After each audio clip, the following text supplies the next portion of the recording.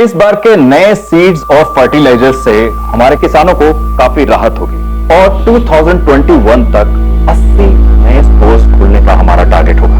तुम्हारा प्लान बहुत अच्छा है। Thank you sir. हमें इस पर तुरंत काम शुरू कर देना चाहिए। मुझे नहीं लगता इतने सारे नए स्टोर्स खोलना हमारी कंपनी के लिए फायदे का सोच है। और क्या मतलब है तुम्हारा? हमें फ्री डिलीवरी चेन सेटअप करने के साथ साथ खुद को अपग्रेड करना चाहिए। इससे फायदा ये होगा कि फार्मर्स को सीड्स और फर्टिलाइजर्स लेने के लिए छोटे मोटे शहरों में जाने की जरूरत नहीं पड़ेगी। उन्हें घर बैठे ऑनलाइन ऑर्डर करना है और सामान उनके दरवाजे तक आ जाए। अपूर्व, तुम्हें पता है कि फ्री डिलीवरी चेन शुरू करने में कितना बड़ा इन्वेस्टमेंट लगता है? ये फार्मर्स के एंगल से ठीक है, लेकिन कंपनी के नहीं। फ्री डिलीवरी का जो कॉस्ट है वो प्रोडक्ट के मार्जिन पर आएगा। तुम्हारे इस सजेशन से कंपनी को सिर्फ लॉस पहुंचेगा। मुकुंद जी, ये कंपनी सिर्फ इसीलिए खोली गई थी कि किसानों का फायदा हो सके।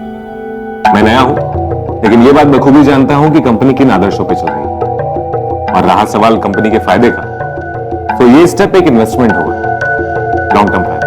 और मेरा मानना है कि सिर्फ फ्री डिलीवरी ऑप्शन प्रोवाइड करने से फार्मर्स हमारी कंपनी की इतनी फ्री माउथ पब्लिसिटी करेंगे कि अगले 2 साल में 300% तक की ग्रोथ होगी। मेरे ख्याल से अपूर्व के आइडियाज में दम है। इससे पहले कि हमारे कॉम्पिटिटर्स के दिमाग में ये आइडियाज आए, हमें इस पर काम शुरू कर देना चाहिए।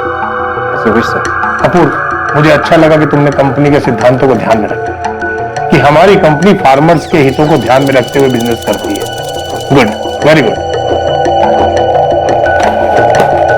सर, अपूर्व ने तो आते ही झंडा गाड़ दिया है। आपका बनाया प्रपोजल आज पहली बार रिजेक्ट हुआ है। धवल सर को जैसे कुछ दिख ही नहीं रहा है। आपकी पोजीशन के लिए अच्छी बात नहीं है सर।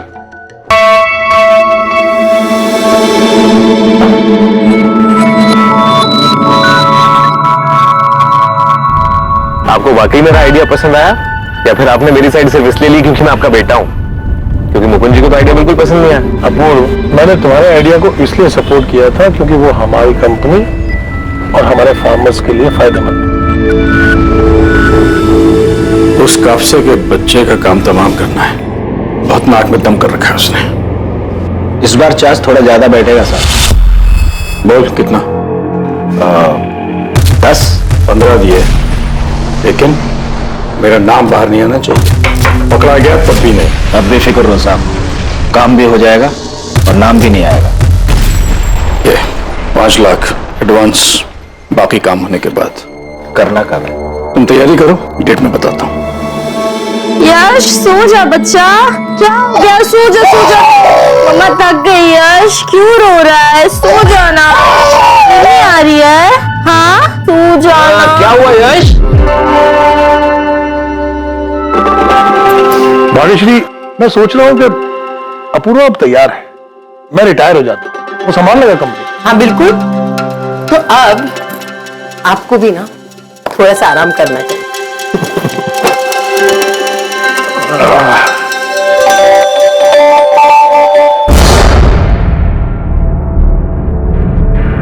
Good boy. चले अपूर्व, हो गया नाश्ता? जी बाबा, बस खाना गोपाल के हाथों भिजवा दूंगी। ठीक है बेटा। बाय बाय बाय बाय बेटा।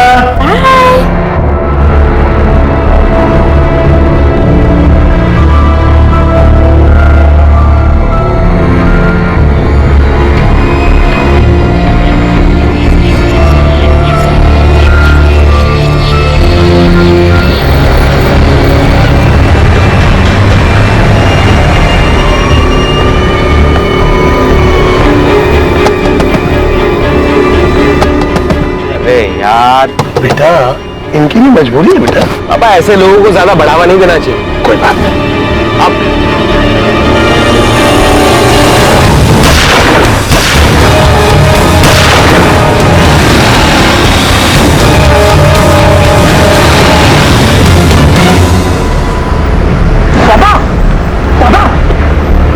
धवल काप से एक कामयाब बिजनेसमैन को दिन दहाड़े गोली मार दी गई।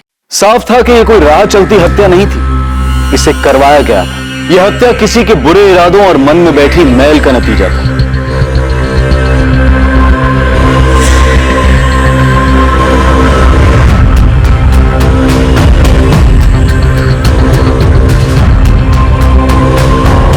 सर, 4 गोलियां मारी गई है, पॉइंट ब्लैंक रेंज से। ज्यादा खून बह जाने से कार्डियक अरेस्ट हुआ और विक्टिम की मौके पर डेथ हो गई। जिस तरह से ये काम किया है, प्रोफेशनल किलर ही होगा, बचने का कोई चांस ही नहीं।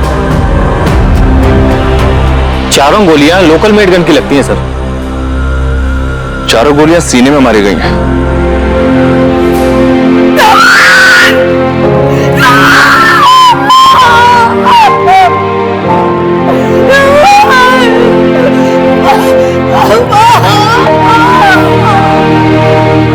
जी सर।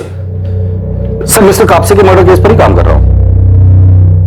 आई नो सर, मुझे पता है कि वो एक पब्लिक फिगर थे। जी सर, कुछ भी अपडेट होता है मैं आपको बता दूंगा। जय हिंद सर। सर एफएसएल ने कंफर्म कर दिया है कि लोकल मेड गन ही यूज हुआ था, और हाल फिलहाल में इस तरह का गन कहां बेचा गया है, किसको बेचा गया और किसने बेचा है, ये सब पता लगाने के लिए खबरी नेटवर्क को एक्टिव कर दिया है। ये मर्डर करवाया गया है बड़ी प्लानिंग के साथ, और ये जो कोई भी है उसे धवल कापसे का रूटीन पता था। उस सिग्नल पर कब पहुंचता है उसका अंदाजा था, या फिर घर से ही पीछा किया गया था। धवल कापसे का घर और जहां मर्डर हुआ था वो सिग्नल वाला एरिया, वहां की सीसीटीवी फुटेज चेक करो। राइट। क्या हुआ? मैंने कहा था ना ये नंबर सिर्फ इमरजेंसीज के लिए दिया है। क्यों कॉल किया? मुझे पता है तुम्हें तुम्हारे सारे पैसे मिल जाएंगे, और तुम कॉल मत करना, मैं करूंगी।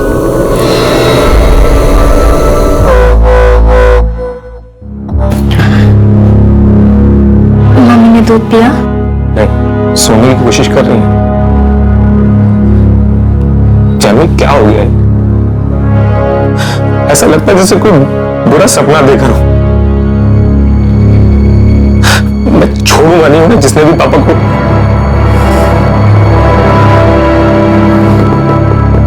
उस भिखारी का चेहरा देखा था या भैया बता सकते हो? बस इतना देखा कि उसके कपड़े बहुत मैले थे, आधा चेहरा शॉल से ढका हुआ था। तुमने कुछ देखा? नहीं देख पाया सर। इससे पहले कि मैं कुछ समझ पाता वो बाइक पर बैठकर उल्टी तरफ भाग गया। उस बाइक के बारे में कुछ बता सकते हो? नंबर प्लेट देखी थी? ब्लैक कलर की बाइक थी, जेके बाइक जैसी। मैं नंबर ठीक से नहीं देख पाया, लेकिन उसके नंबर की शुरुआत MH12 से थी सर। MH12 मतलब बाइक पुणे की है सर। आप लोगों को किसी पर शक? कोई ऐसा कर सकता है? पता नहीं सर, कौन करेगा ऐसा? मैं हमेशा धवल से कहती थी संभल कर आया जाए करे, चौका न रहे, लेकिन उन्होंने मेरी बात कर दी। आप उनसे ऐसा क्यों कहती थी? क्या उन्हें कोई खतरा था? 2 साल पहले भी उन पर अटैक हुआ था। क्या बोल रहे हो आप? उस वक्त में गोपाल उनके साथ था।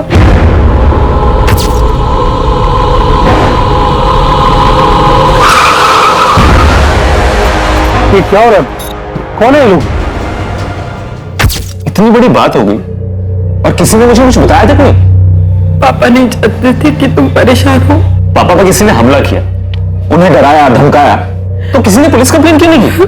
मैंने कहा था धवल से, उसने बड़े ऑफिसर से बात भी की थी, उन्हें पुलिस प्रोटेक्शन मिली थी। 6 महीने बाद उन्हें लगा कि सब ठीक है, तो उन्होंने प्रोटेक्शन हटवा दी। आपको पता ही ये हमला किसने किया था? धवल को शक था कि इसके पीछे सारंग सिंह और संजय जगताप का हाथ हो सकता है। बिजनेसमैन? उन दोनों का भी सेम बिजनेस है। पर धवल जी को ऐसा क्यों लगा था कि वो हमला संजय या सारंग ने किया हो? 2 साल पहले धवल ने महाराष्ट्र में 5 राइस मिल शुरू किए थे। उसकी वजह से संजय और सारंग को बिजनेस में बहुत लॉस हुआ था, और वो दोनों बहुत नाराज थे। क्या धवल भाव, किसानों के लिए पहले ही अपने फर्टिलाइजर और मिट्टी के रेट मार्केट में कम कर रखे। आप तो अच्छा खासा कमा रहे हो, लेकिन हमारे बिजनेस में नुकसान हो रहा है। और अब ये 5 राइस मिल खोलने की क्या जरूरत थी? पैसा तुम्हारा है भाव, खोला तो खोला। और उन किसानों से इतना महंगा धान क्यों लेना? तुम्हारी वजह से कोई भी किसान अपनी फसल बेचने को तैयार नहीं है किसी और को। देखो, मैंने ये बिजनेस किसानों को सपोर्ट करने के लिए ही शुरू किया था। आज उनकी वजह से मेरा बिजनेस अच्छा चल रहा है, तो उन्होंने जो मुझे दिया वो मैं उन्हें वापस लौटा। लेकिन आपके दान धर्म से हमारे धंधे में नुकसान होता है, उसका क्या? हमारे लिए तो यही सही होगा कि तुम अपना बिजनेस प्लान बदलो, हमारा साथ दो, ना कि उन गरीब किसानों का। अगर मैं मना कर दूं तो क्या तकलीफ है धवल भाव? हाँ? अगर आपको कुछ हो गया तो हमको भी फिक्र होगी। उस मीटिंग के बाद ही धवल को उन गुंडों ने धमकी दी थी, और इस बार धमकी को अंजाम दे दिया। सर, संजय और सारंग ने करवाया होगा, वो तो पहले से इतना चढ़े हुए थे। सर, हम लोग किसानों के लिए फ्री डिलीवरी सिस्टम शुरू करने वाले थे, और ये आइडिया हमारे बिजनेस को नहीं, पूरी इंडस्ट्री को बदल देता। तो क्या संजय और सारंग को आपके इस बिजनेस प्लान के बारे में पता था क्या? क्या आपने अपने इस प्लान को मार्केट में अनाउंस कर दिया? नहीं सर, अभी तक तो नहीं, लेकिन सर कोई तो है जिसने ये बात कंपनी में लीक की है। उस बोर्ड मीटिंग में जितने भी लोग शामिल थे, मुझे सबके डिटेल्स चाहिए।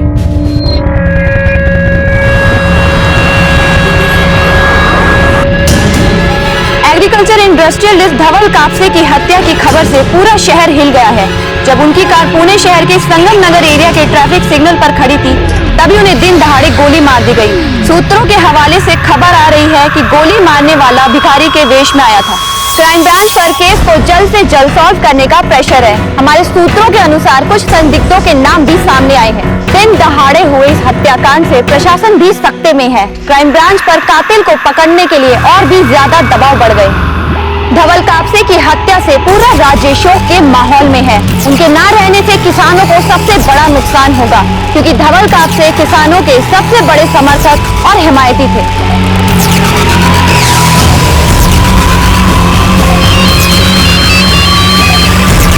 हेलो, देखा क्या? टीवी पे धवल कापसे के मर्डर की न्यूज दिखा रहे हैं।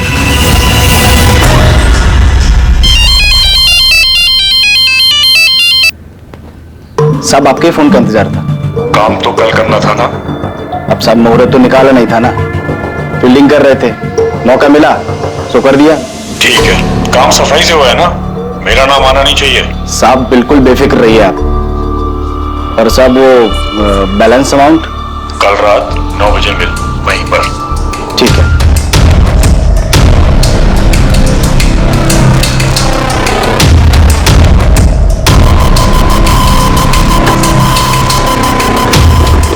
एग्रीकल्चर इंडस्ट्रियलिस्ट धवल कापसे की हत्या की खबर से पूरा शहर हिल गया है। जब उनकी कार पुणे शहर के संगम नगर एरिया के ट्रैफिक सिग्नल पर खड़ी थी, तभी उन्हें दिन दहाड़े गोली मार दी गई। सूत्रों के हवाले से खबर आ रही है कि गोली मारने वाला भिखारी के वेश में आया था। ऐसा लग रहा था कि हत्या के पीछे कई खिलाड़ी थे। इस हत्या के पीछे का मकसद एक रहस्य था, जिसका पता लगाने के लिए पुलिस को भी काफी मेहनत करनी थी। सर, एक ब्लैक बाइक मिली है। संगम सिग्नल के सीसीटीवी फुटेज में तो कुछ भी क्लियर नहीं देगा, लेकिन वहां से गोला चौक की तरफ जाते हुए रास्ते पर एक सीसीटीवी में फुटेज क्लियर मिली है।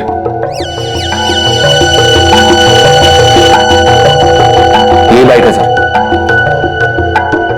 अगर प्रोफेशनल किलर्स हैं तो नंबर प्लेट भी फर्जी होगा सर। धवल कापसे के बिजनेस राइवल संजय और सारंग बुलाकर लेकर उन्हें बात करके देखते हैं, पता तो चल जाएगा कौन कितने पानी में है। साहब बोल गणेश, क्या खबर है? साहब, वो गन सेलर जिसने गन बेची थी वो मिल गया है। नाम क्या उसका? लक्ष्मण खुर्द पे नाम है सर, यही शंभूवाड़ी में रहता है, घर से ही ऑपरेट करता है।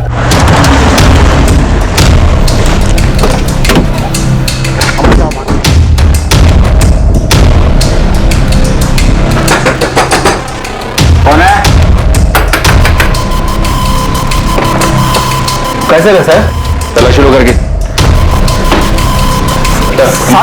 ये सब क्या किया मैं?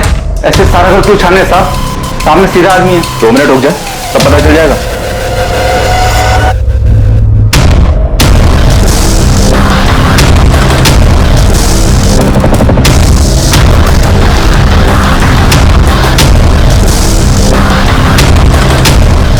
सर, ये गन मिली सर। सीधा आदमी है तू? उससे सारा हमें अच्छे से पता है। 2 साल पहले आपने धवल जी को धमकी दी थी और ठीक उसके बाद ही उन पर हमला हुआ था। हाँ, उनकी वजह से हमारे बिजनेस में बहुत नुकसान हो रहा था, इसलिए मैं और संजय उनसे बात करने गए थे। अटैक वगैरह कुछ नहीं करवाया। 2 साल पहले भी पुलिस ने पूछताछ की थी, कुछ नहीं मिला। आप मेरी तरफ से बेफिक्र रहिए। आपके बिजनेस में और कोई है जो उन पर हमला करवा सकता है? मैं सिर्फ अपनी जिम्मेदारी ले सकता हूँ। धवल कापसे अपने मन की करने वाला आदमी था। अब ऐसे में उसके कितने दोस्त थे, कितने दुश्मन, कि मैं कैसे बता सकता हूँ? कभी कभी इंसान अंदर से चोट खाया हुआ होता है। आप पता लगाइए, कोई अपना तो नहीं था। चलते थे, अपना ध्यान रखना है और कोई परेशानी हो तो मुझे बताना। चलो सही था।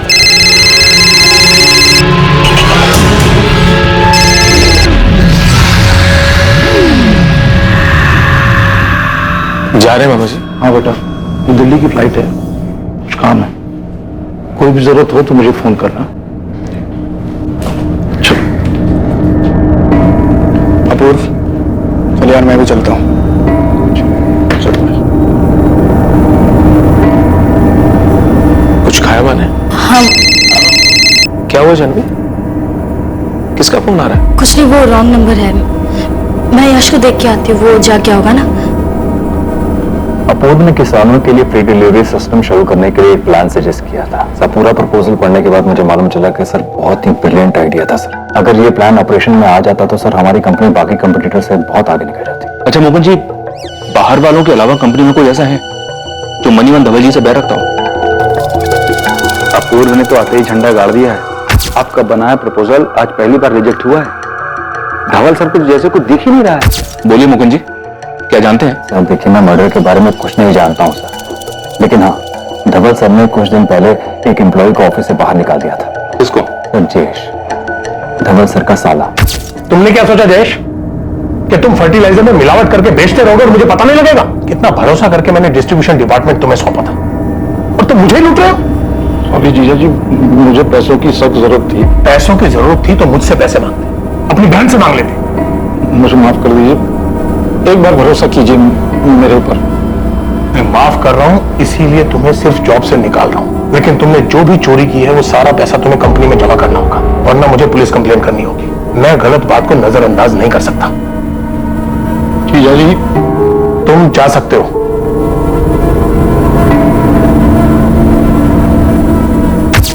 क्या धवल जी की वाइफ को इसके बारे में पता है? मुझे नहीं पता सर, लेकिन धवल सर ने मुझे बोला था कि मैं किसी को भी जयेश को निकाले जाने की वजह न बताऊं।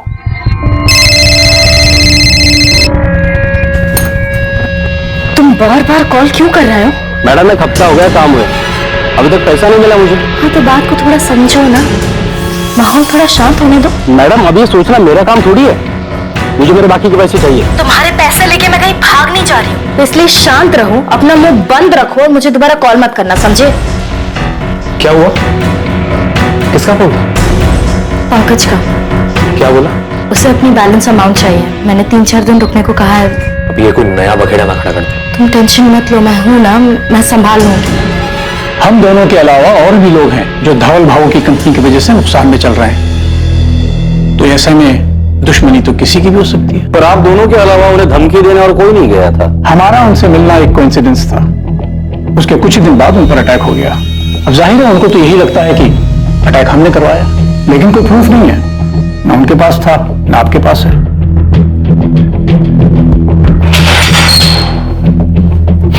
चलो बताता साहब, मैं गन बेचता है, मध्य प्रदेश से माल उठाकर यहाँ पूना में बेचता है। सप्लायर कौन है तेरा? पता नहीं, मैं तो मिडिल मैन से लेता है, उसका नंबर है मेरे पास। पिछले 1 महीने में पूना में तूने कितने गन बेचे हैं और किस किस को बेचे हैं, सब बोल। पिछले महीने 2 लोगों ने लिया है। नाम बोल। मोहम्मद इरफान और प्रकाश सुरवे। बाकी डिटेल्स जल्दी बोल लक्ष्मण, बोल। सर, जिस बाइक पर शूटर भागे थे उस बाइक के ओनर का पता चल गया है, किसी सुबोध मंडल के नाम पर है। एड्रेस मिला? जी हाँ सर, उसके घर एक टीम भेज दिया मैंने। गुड। और ये गन सेलर लक्ष्मण, उसने कुछ कहा? उसने 2 लोगों का नाम बताया सर। भाई कुछ भी छूटना नहीं चाहिए, पॉसिबिलिटी है कि ये लक्ष्मण इसी मर्डर केस से कनेक्टेड हो। और सर, ये धवल जी का साला जयेश, इसको धवल जी ने 6 महीने पहले काम से निकाला था। ये कंपनी में घोटाला कर रहा था, लेकिन इस बात को अंदर ही अंदर दबा दिया गया था।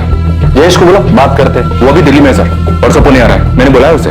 एक काम करो, धवल जी के फैमिली मेंबर्स के सबके कॉल डिटेल्स निकालो, शायद वही से हमें कुछ मिल जाए। Right sir. सर, ये बाइक के मालिक सुबोध भावे। MH12AF145H बाइक तुम्हारी है? हाँ साहब। ये बाइक एक मर्डर में इस्तेमाल हुई है, सच सच बता क्या किया तूने? क्या बात कर रहे हैं साहब, पिछले महीने मेरी बाइक चोरी हो गई थी, मैंने कंप्लेन भी किया था। कौन से पुलिस स्टेशन में? MS नगर पुलिस स्टेशन।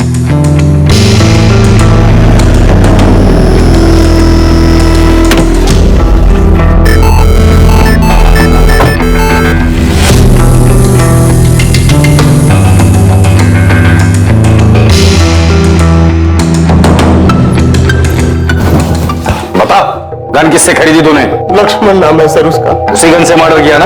नहीं सर, वो गन तो जैसे लिया था वैसे रख किया सर। झूठ मत बोल, लक्ष्मण ने हमें तेरे बारे में सब कुछ बता दिया है। बोल। सर मैंने कुछ नहीं किया सर, मैं अपने दोस्तों को दिखाने के लिए रखा था वो गन। क्या बकवास कर रहा है? मुझे फट्टू बोलते थे और मुझे बोलते थे कि तू डरपोक है, तू कभी गन नहीं पकड़ सकता। इल्लीगल गन खरीदने को तू खेल समझता है? मुझसे गलती हो गई, मुझे माफ कर दीजिए सर, मैं अपने दोस्तों के बहकावे में आ गया सर। गन क्यों खरीदी थी? अब बेफिक्र रहो साहब, काम भी हो जाएगा और नाम भी नहीं आएगा। ये 5 लाख एडवांस। बता दे वरना मुंह खोलने के और भी तरीके आते हैं मुझे। मुझे मेरे दोस्त को चाहिए था, उसके बोलने पर ही मैंने लिया था, फिर बाद में उसने लेने से मना कर दिया। सब अभी भी वो गन मेरे पास ही है। उसका नाम बोल, नंबर दे उसका। क्या सोच रहा है? किसका नाम बताओ? हाँ, तो याद नहीं आ रहा है तुझे? मुझे पता, धवल कापसे को क्यों मारा? किसने सुपारी दी थी? कौन धवल कापसे? सर मैंने किसी को नहीं मारा सर। तो गन के अपने बारात पे फायर करने के लिए खरीदा था? मैं परेशान हो गया था अपने हालात से। मजदूरी का काम कर करके इतना पसीना बहाने के बाद सिर्फ चिल्लर ही मिलता था, इसलिए मैंने गन खरीदा। सोचा कि बैंक लूट लेता हूं, कम से कम जिंदगी भर पैसों की तकलीफ तो नहीं होगी। साहब मैं सच बोल रहा हूं, मैंने किसी को नहीं मारा। आपको जो 6 गोली मिली थी ना मेरे घर पे, वो सब मैंने लक्ष्मण से खरीदा था, और सब वो सामान अभी भी वैसा का वैसा ही है। एक भी गोली नहीं चली उस बंदूक से।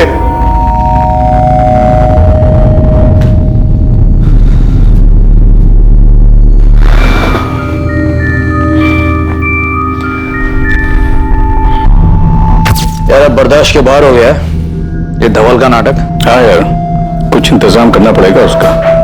क्या कर सकते हैं, वो डरता भी तो नहीं है। इस बार धमकी नहीं, सीधे गोली देंगे, असली वाली बुलेट। चढ़ गई है क्या? समझ में आ रहा है क्या बोल रहे हो? हम ऐसा कुछ नहीं करेंगे। मैं उसको डराने की बात कर रहा हूं, जान से मारने के लिए नहीं। 2-4 गुंडों को हायर करेंगे और उनसे कहेंगे कि गोली धवल के कान के पास चलनी चाहिए। उसको भी तो डर का एहसास हो, हमारे बिना कहे वो हमारी बात भी समझ जाएगा, और फिर उसके बाद वो हमें सीरियसली भी लेगा। सर हमने इरफान और प्रकाश दोनों की खरीदी हुई गन बुलेट सीज कर एफएसएल को भेज दी थी, पर एफएसएल की रिपोर्ट के हिसाब से दोनों ही गन इस्तेमाल नहीं हुई है और बुलेट्स भी वैसी ही हैं। मैंने इरफान का बैकग्राउंड भी चेक किया सर, शक्कर नहीं जैसा कुछ मिला नहीं। इंसिडेंट के वक्त भी वो संगम नगर सिग्नल पर नहीं था। और वो दूसरा प्रकाश? उस पर लड़ाई झगड़ा करने और जूली चढ़ाने के कुछ केसेस तो हैं, पर अभी तक कुछ भी साबित नहीं हुआ है। थोड़ा डाउटफुल है वो। उसका कहना है कि इंसिडेंट के वक्त वो शीना नाम के किसी बंदी के साथ था। उसकी मोबाइल लोकेशन चेक की हमने, वो वाकई में क्राइम स्पॉट पर नहीं था। सारंग और संजय के खिलाफ कुछ मिला? अभी तक कुछ नहीं मिला सर, हम ढूंढ रहे हैं, शायद कुछ मिल जाए। सारंग और संजय इस मर्डर से जरूर कनेक्टेड है। 2 साल पहले जो हमला हुआ था वो एक कोइंसिडेंस नहीं था। अगला पिछला सब देखो, ये सारंग और संजय इस लक्ष्मण से कनेक्टेड है या नहीं, या फिर उन दोनों से जिनकी हमने गन सीज की है। और सर वो बाइक वाला सुबोध, उसने वाकई में एमएस नगर पुलिस स्टेशन में कंप्लेंट दी है। बाइक चोरी की थी, इसलिए शायद उन्होंने नंबर प्लेट नहीं चेंज की थी। माना कि धवल पे अटैक को 2 साल हो गए हैं, लेकिन पुलिस खोद के सब डिटेल्स निकालेगी तो 2 साल बहुत होता है, कुछ मिलेगा नहीं उनको।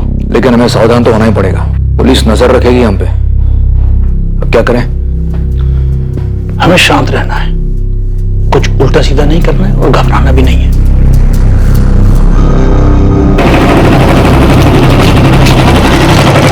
बोल गणेश, क्या खबर है तेरे पास? बहुत बड़ी खबर है सर, मेरी टीम ने जमकर काम किया। खबर काम किया ना तो इनाम भी पूरी टीम को मिलेगा।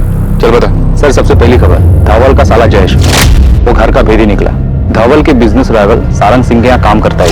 कब से? 5-6 महीने से कर रहा है। मतलब जब से धवल जी ने उसे काम से निकाला था उसके बाद से? हाँ, काप से एग्रो सोल्यूशन से निकाले जाने के बाद मैंने सारंग साहब के यहाँ ज्वाइन कर लिया था। ये बात तुम्हारी जीजा को पता थी? नहीं, जयेश नहीं चाहता था कि ये बात धवल भाव को मालूम हो। हाँ, चोरी करना तो उसकी आदत है, पर ये बात क्यों छुपाई? क्योंकि मैं अपनी बहन के घर का माहौल खराब नहीं करना चाहता था। मैंने मान लिया था कि मुझसे गलती हुई है, और जीजा जी ने कहा था वो ये बात किसी को नहीं बताएंगे। उसके बाद मैंने सारंग सिंह के यहाँ ज्वाइन कर लिया और जीजा जी को नहीं बताया। मतलब तुम घर में घुसकर कंपनी की जासूसी कर रहे थे, और धवल जी को तुम्हारे बुरे इरादों की कोई खबर नहीं थी, और तुम चोरी छुपे इसका फायदा सारंग को देते रहे। हाँ, जयेश ने मुझे कुछ अंदर की बातें बताई और मेरी कंपनी को फायदा हुआ। लेकिन ये धोखाधड़ी ज्यादा दिन नहीं चली। धवल जी को इसके बारे में पता चला तो उन्होंने बिजनेस में जासूसी करने का चार्ज लगाने की धमकी दी। आप लोग डर गए और उन्हें मार दिया। जयेश, तुमने फ्रॉड किया, उसके बाद तुम निकाले गए, फिर तुमने अपने जीजा के बिजनेस लेवल से हाथ मिलाया, तुम्हें तभी चैन नहीं मिला, तो तुमने कैसे खत्म कर दिया?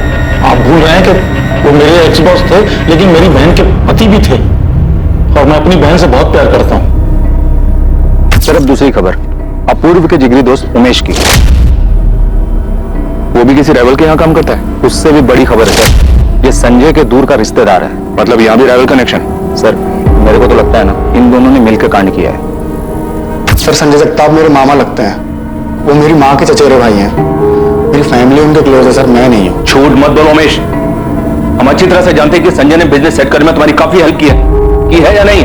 हाँ सर की है। और तुम ये एहसान चुकाने के लिए धवल जी की इंफॉर्मेशन देते थे उसे? नहीं सर, ऐसा बिल्कुल नहीं है सर। अपूर्व बचपन से मेरा बेस्ट फ्रेंड है। उसकी फैमिली मुझे अपनी फैमिली जैसी लगती है। और संजय मामा ने जो किया वो एहसान नहीं, मदद थी। दान नहीं, लोन दिया था उन्होंने, जिसकी इंस्टॉलमेंट मैं आज भी दे रहा हूँ सर।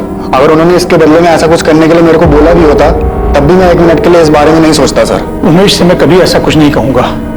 उमेश अपूर्व के बचपन का दोस्त है। उमेश की फैमिली और मेरे बीच अच्छे रिलेशंस हैं, पर उमेश अपूर्व की फैमिली से ज्यादा क्लोज है। चलो मान लिया ये मर्डर आप लोगों ने प्लान नहीं किया था, लेकिन मैं अच्छे से जानता हूं 2 साल पहले जो हमला हुआ था वो आप लोगों ने ही करवाया था। हाँ, वो अटैक हम नहीं करवाया था, पर सिर्फ धमकाने के लिए। मर्डर करने का हमारा कोई इरादा नहीं था, और ना ही उस मर्डर में हमारा कोई हाथ है।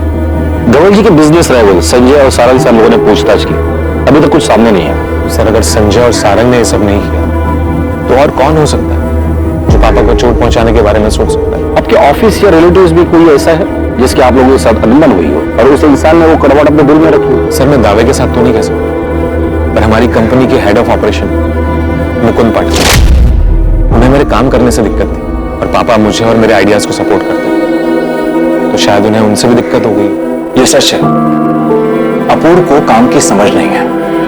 अगर वो धवल सर का बेटा नहीं होता तो शायद इस कंपनी में उसे काम करने का मौका नहीं मिला होता। और आप ये भी सोचिए कि मुझे अगर प्रॉब्लम अपूर्व से थी तो मैं अपूर्व को मारता ना, धवल सर को नुकसान नहीं पहुंचाता। शायद आप मारना अपूर्व को ही चाहते थे, लेकिन गलती से धवल जी की मौत हो गई। झूठ है ये सब, ऐसा मैंने कुछ नहीं किया। अगर आपको ऐसा लगता है इन सबके पीछे मेरा हाथ है तो आप सबूत लाइए, मैं आपके पास खुद आ जाऊंगा जहां आप बोलेंगे। सर एक और खबर है, इन दोनों से ज्यादा बड़ी और ज्यादा चौंकाने वाली। क्या? सर आपने मेरे को बोला था कि कापसे फैमिली पर नजर रखो, मैंने रखी। धवल का बेटा अपूर्व अभी 6 महीना पहले 1 नंबर का सट्टेबाज था, सर के ऊपर बहुत बड़ा कर्जा था। और ये बात शायद किसी को अच्छी नहीं लगी। कहीं किसी ने अपूर्व का गुस्सा उसके पिता धवल कापसे के ऊपर तो नहीं निकाला, या फिर टारगेट अपूर्व था लेकिन मारे गए धवल कापसे। सर ये कापसे फैमिली तो बहुत कुछ दबा कर बैठी है।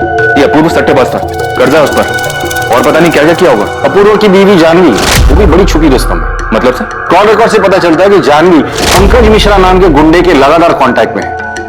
उसके बैंक डिटेल से पता चलता है कि जानवी ने अपने अकाउंट से पंकज मिश्रा की बीवी जूही के अकाउंट में 3 बार 2-2 लाख करके 6 लाख की पेमेंट की है। अजीब है सर, पंकज जैसे गुंडे के टच में है, किसी बात के पैसे देती है, वो भी ऐसे टेढ़े तरीके से। बुलाओ दोनों को, देखते हैं क्या कहानी सुनाते हैं।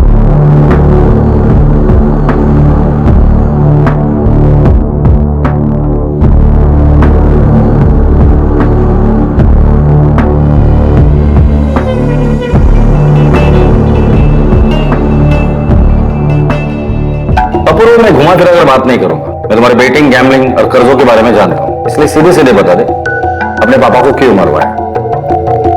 सर क्या बकवास सवाल है? तुम्हारी बीवी पंकज मिश्रा को पैसे देती है, पता है तुम्हें? आपको कैसे पता?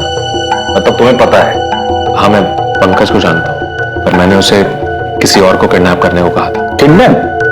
किसे किडनैप करवाया तूने? करण शिंदे नाम है उसका, उसकी बीवी को, ताकि करण डर जाए। ये करण कौन है? कोई नाम का जर्नलिस्ट है, किसी लोकल न्यूज चैनल के लिए काम करता है। उसकी वाइफ को किडनैप क्यों करवाया? वो अपूर्व को ब्लैकमेल कर रहा था। क्या बोल रही हो तुम? ब्लैकमेल? किस बात के लिए? सर उसके पास मेरा एक वीडियो था एस्कॉर्ट गर्ल के साथ, और वो उसे ऑनलाइन करने की धमकी दे रहा था। मैंने बहुत मिन्नतें की सर उससे, पर वो मान ही नहीं रहा था। पैसे चाहिए थे सर उसे। तो पुलिस के पास क्यों नहीं गए? और मैटर खुद को ही सेटल करना था तो दे देते पैसे। सर मैं तैयार था, पर वो 10 करोड़ रुपए मांग रहा था। कहां से लाता सर 10 करोड़? और अगर दे भी देता तो उसका क्या भरोसा, डबल क्रॉस कर जाता तो उसे डराने के लिए तुमने गुंडे को हायर किया? हाँ सर, पंकज ने जर्नलिस्ट की वाइफ को किडनैप किया और जर्नलिस्ट को ब्लैकमेल करने लगा। मैंने अपने स्टिंग वीडियोस के सारे ओरिजिनल कॉपीज ले लिए। तुम्हारी बीवी भी इन्वॉल्व है? जिस आदमी ने करण की वाइफ को किडनैप किया वो मेरे मायके में ड्राइवर था। इस काम के लिए मैंने बात की थी उससे। तो मतलब अपूर्व एस्कॉर्ट्स के कांटेक्ट में है, ये बात तुम्हें पता थी? मैं जानती थी, नाराज थी और अपूर्व को छोड़ना भी चाहती थी, मगर फिर अपूर्व ने मुझसे वादा किया कि वो ये सारे गंदे काम, ये जुआ, दूसरी औरतें, ये सब छोड़ देगा। मैंने उसे माफ किया बदलने का एक मौका दिया और वो बदला भी, मगर फिर 6 महीने बाद मुझे ये वीडियो मिला, किसी नाराज जर्नलिस्ट ने भेजा था। अपूर्व क्या है ये? क्या है ये? तुमने यश की कसम खाई थी कि तुम ये सब छोड़ चुके हो। अब तक अच्छाई का मुखौटा लगा के रखा था तुमने। जानवी, मेरा यकीन करो, मैं सच में बदल गया। कैसे कर लूं तुम्हारा यकीन? जब ये देख रही हो तो कैसे करूं? ये वीडियो पहले की है, कोई इसे यूज करके मुझे ब्लैकमेल कर रहा है। तुम पहले ही मेरा विश्वास तोड़ चुके हो, क्यों कर रहे हो यकीन में? जानवी, तुम जानती हो मैं बदल चुका हूँ। पहले मुझे फर्क नहीं पड़ता था इन सब चीजों से, लेकिन अब फर्क पड़ता है। तुम और यश मेरे लिए मायने रखते हो। मैं तुम्हें और यश को नहीं खोना चाहता। मेरा यकीन करो, ये वीडियो सच में पुराना वीडियो है। बहुत गुस्सा आया था मुझे, मैं सब छोड़कर जाना चाहती थी, पर फिर मुझे अपूर्व पर भरोसा हुआ। और आप जानती थी? नहीं, मुझे इस बारे में कुछ पता नहीं था, और ना ही धवल को। और अब ये तो जानती होंगी ना कि अपूर्व सट्टेबाज है। हाँ, जब हमें पता चला कि अपूर्व इन सब चीजों में पड़ा हुआ है तो हम सब बहुत हैरान थे। लेकिन अपूर्व सुधर गया है, वो सही रास्ते पर चल रहा है। ऐसे ही तो कोई सुधर नहीं जाता। अपूर्व कैसे सुधर गया? सर, मुझे समझ आ रहा था कि मैं खुद अपनी जिंदगी बर्बाद कर रहा हूँ। घर में सबके सब मेरे लिए परेशान थे, लेकिन मेरी लत थी जो मेरा पीछा ही नहीं छोड़ रही थी। मैं कर्जे में डूबता चला जा रहा था। मैं नए पैसे उठाता पुरानी उधारी चुकाने के लिए, लेकिन वो पैसे भी डूब जाते, और धीरे धीरे मुझ पे 5 करोड़ का कर्जा हो गया। और फिर एक दिन वही हुआ जिसका मुझे डर था। जिनसे मैंने उधार लिया था उन्होंने पापा को फोन कर दिया। 5 करोड़? तुझे पैसे की कीमत पता है अपूर्व? और तू मुझे कब बताता? 50 करोड़ होने के बाद? आपको बताने वाला था बाबा। निकल जा मेरे घर से। ऐसे जुआरी और सट्टेबाज को अपने घर में नहीं रखूंगा। पहले पैसे कमा, फिर पैसा उड़ाना। चल निकल मेरे घर से, अभी की अभी निकल जा। क्या कर रहे हैं आप? कहाँ जाएगा वो? बीवी है, बच्चा है उसका। जब ये गैम्बलिंग में पैसे लुटा रहा था तब नहीं सोचा उसने ये सब? पर वो कह रहा है ना कि गलती हो गई उससे। एक बार दूसरा मौका तो दीजिए उसे। ठीक है, 1 साल है इसके पास। इसका मतलब ये नहीं है कि मैं इसका कर्जा उतारूंगा। ये मेरे साथ ऑफिस चले, मेहनत करे और इंस्टॉलमेंट से अपना कर्जा चुकाए। अगर ये नहीं कर पाए तो चुपचाप इस घर से निकल जाए। सर, मैं बहुत परेशान था। पापा ने मुझे आज तक डांटा तक नहीं था। मैंने सोचा कि अपनी लाइफ ऐसे ही बर्बाद करने से अच्छा है पापा के साथ काम करूं, और कुछ टाइम बाद फिर मैं अंदर से भी बदल गया। अपूर्व सच में बदल गया है सर। बस वो बदकिस्मत निकला कि उसका अतीत उसके आज के सामने आकर खड़ा हो गया। उस जर्नलिस्ट ने वो वीडियो भेजा जिससे छुटकारा पाने के लिए हमें पंकज की मदद लेनी पड़ी, और मैं उसी के पैसे चुका रही हूँ।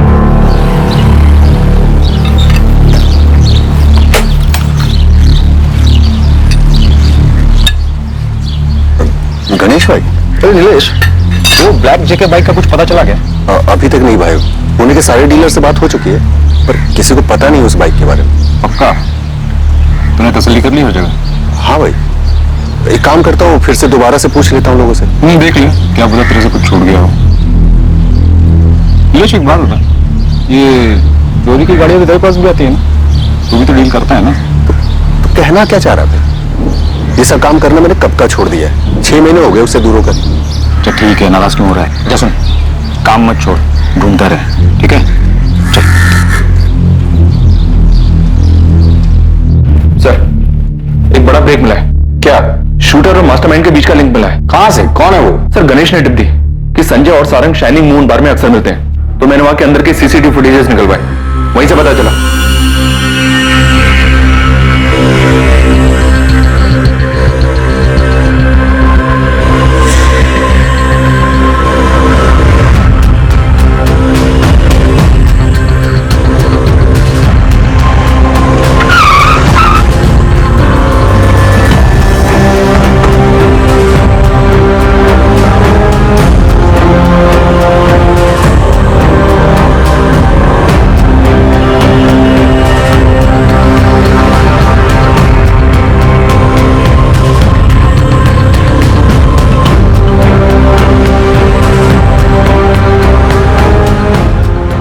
तुम्हें क्या लगा पुलिस तुम तक कभी नहीं पहुंच पाएगी? शाइनिंग मून बार का सीसीटीवी फुटेज है, तुम्हारी साइन की हुई रिसीट है, ये सबूत काफी है ये साबित करने के लिए इस मर्डर के प्लानिंग में तुम भी शामिल थे। हम ये भी जानते हैं कि गन पक्का ही लेकर आया। अब भी तुम यही कहोगे कि धवल कापसे के मर्डर के बारे में तुम कुछ नहीं जानते?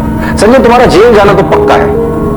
बस अपने मुंह से सच बोलोगे तो थोड़ी बहुत दया दिखा देंगे, वरना जेल में ऐसी जगह रखूंगा तुम्हें जहां खूंखार और खतरनाक कैदी रहते हैं। मैं बताता हूँ, सब बताता हूँ। मैंने ही पकिया को सुपारी दी थी, उसी ने धवल को मारा है। किस लिए? 5 सालों में जीना हराम कर दिया था उसने। बिजनेस में घाटे पर घाटा हुआ जा रहा था। बहुत समझाया पर वो हमारी एक नहीं सुन रहा था। सारंग भी शामिल था इसमें? नहीं सर, वो तो मर्डर का नाम सुन के ही डर गया।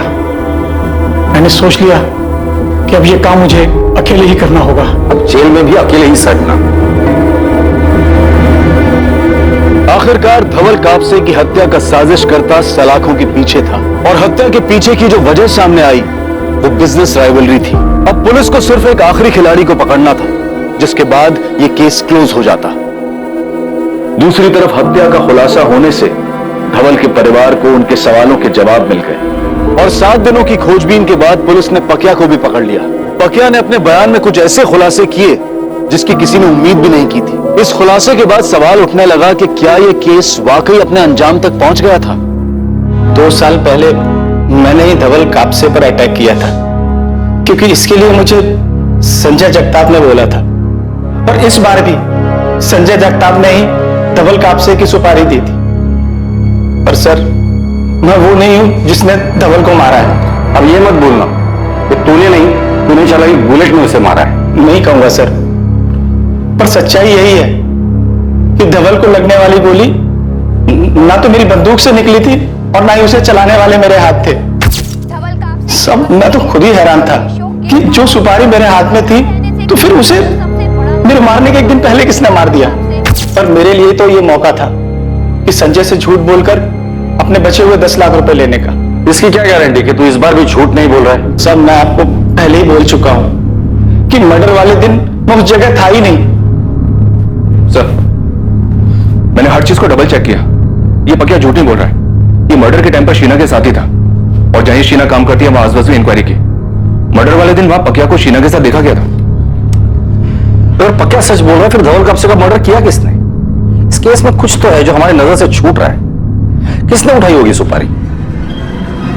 नहीं, गणेश को बोलो जल्द से जल्द उस बाइक का पता लगाए।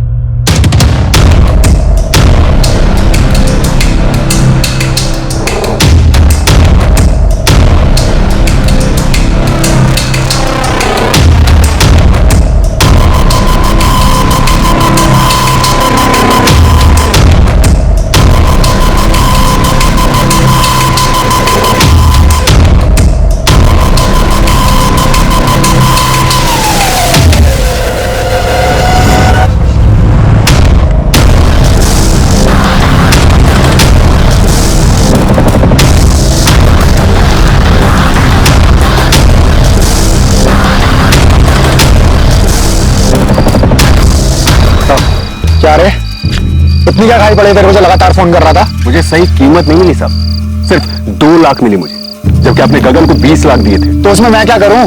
जाके उसी से मांगा था ना साहब, पर उसने मना कर दिया, और अब तो अंडरग्राउंड हो गया। तब जिसे मारने गया था ना, पता नहीं था वो कितना बड़ा आदमी था, लेकिन अब पता है। तो 10 लाख और दे दो, तब कुछ भूल जाऊंगा। नहीं तो क्या करेगा तू? मैं पुलिस के पास जाऊंगा। साले ब्लैकमेल कर रहा है मेरे को? नहीं साहब, अब इतना बड़ा काम किया, ठीक से शगुन तो मिला नहीं, कम से कम विदाई तो दे दो। करोड़पति आदमी था बोल, 10 लाख के लिए इतना सोचा। कॉल करता हूं आपको, बता देना कहां हूं पैसे लेने।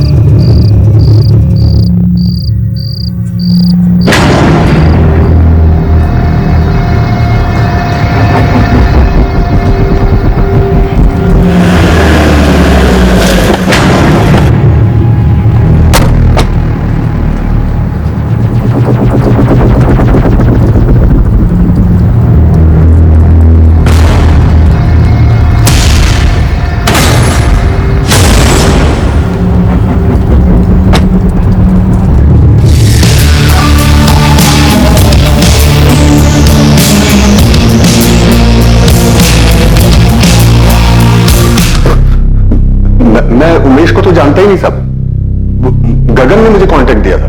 कौन गगन? हिस्ट्री शीटर था साहब, उससे दोस्ती थी मेरी। धवल कापसे की सुपारी भी उसी ने उठा था।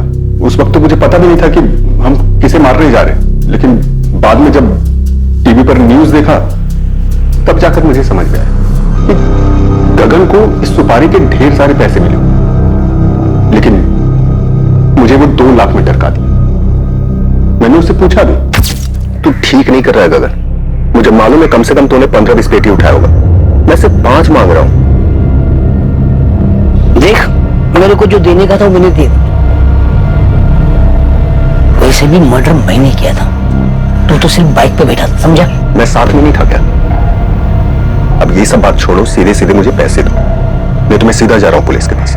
जा, तेरे को क्या लगता है वो तेरी आरती उतारेंगे? पहले तो तेरे को अंदर लेंगे, अच्छी खातिरदारी करेंगे। आज के बाद से तो मैं अंडरग्राउंड हो रहा हूं, फिर किसी का बाप भी मेरे को ढूंढ नहीं पाए। उसके बाद वो गगन ने नीलेश को मेरा नंबर दे दिया और वो पैसों के लिए हाथ धोकर मेरे पीछे पड़ गया सर। इससे पहले भी मैंने सेटलमेंट्स वाले छोटे मोटे काम कराए हैं सर उससे। तो सर इस बार भी मैंने उसी को बोला।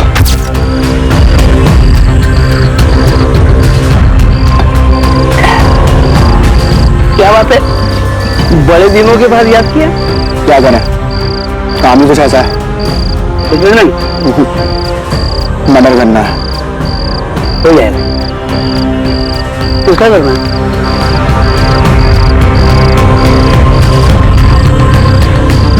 अरे ये वो बड़ा बिजनेसमैन धौल कब से है ना, बड़ी मछली है, मेहनत भी बहुत करनी पड़ेगी और रुपया भी ज्यादा पड़ेगा। कितना चाहिए? 20 पेटी मिल जाएगा। डन। मैंने उसे पैसे दिए और मर्डर का डेट फाइनल किया सर। किसके कहने पर किया तूने ये, संजय के या सारंग के? सर ये मैंने लालच में आकर किया सर। सर आज तक मुझे किसी ने छुआ तक नहीं है और पापा ने सबके सामने, मेरी पत्नी के सामने मुझे थप्पड़ मार दी। 5 करोड़? मैं आपको बताने वाला था पापा। निकल जा मेरे घर से। ऐसे जुआरी और सट्टेबाज को अपने घर में नहीं रखूंगा। घर से बाहर निकाल रहे थे, बहुत बेइज्जती हुई थी उसने, तो मैंने भी बदला लेने की ठानी। तो फिर तुमने उमेश से कहा? समझते क्या है वो खुद को, इतना बड़ा कारोबार है और मैंने मांगा था सिर्फ 5 करोड़, जिसके लिए सबके सामने थप्पड़ मार दिया मेरे बाप ने। बहुत हो गया, छोड़ूंगा नहीं। क्या करेगा तू? हैं? क्या करेगा? मार दूं। क्या? मुझे तेरी मदद चाहिए। देख कपूर, बहुत पी लिया, घर चलते हैं, चलो। एक सुन, मेरे बाप की 2000 करोड़ की प्रॉपर्टी, तू मेरी मदद करेगा तो मैं तुझे 10% दूंगा। सर मर्डर का सारा इंतजाम उमेश ने, और मैं बस बदलने का दिखावा करता रहा ताकि सबकी नजरों में अच्छा बन जाऊं। एग्रीकल्चर मार्केट में अगर लीडर बनना है तो हमें इसके बारे में अभी से सोचना पड़ेगा। आपको वाकई मेरा आइडिया पसंद आया या फिर आपने मेरी साइड से रिस्क ले ली क्योंकि मैं आपका बेटा हूं? मैं छोड़ूंगा नहीं उन्हें जिसने भी पापा को, और धीरे धीरे पापा को भी यकीन हो गया कि मैं बदल गया हूं। उन्होंने ऑफिस में भी मुझे वो इज्जत देनी शुरू कर दी थी। मेरे ख्याल से अपूर्व के आइडियाज में दम है। अपूर्व, मुझे अच्छा लगा कि तुमने कंपनी के सिद्धांतों को ध्यान में रखा। और फिर मैंने मर्डर का डेट और टाइम डिसाइड किया और फिर सब प्लान के मुताबिक हुआ। तुमने अपने पापा को सिर्फ इसलिए मरवाया क्योंकि उन्होंने तुम्हें एक थप्पड़ मारा था? सर पापा चाहते तो मेरी मदद कर सकते थे। सर आज भी जिन लोगों से मैंने उधार लिया है मुझे धमकी देते हैं। सर पापा नहीं जानते थे कि कैसे लोग हैं। सर ये लोग चाहते तो मुझे मार भी सकते थे, और वो भी सिर्फ 5 करोड़ रुपए के लिए। लेकिन पापा को कोई फर्क नहीं पड़ा, उनके लिए तो उनकी कंपनी सबसे ऊपर, उनके आदर्श सबसे ऊपर। अपूर्व, इतने क्रिमिनल्स देखे हम लोगों ने, और तुम्हारे जैसे लोगों को देखकर हैरत होती है।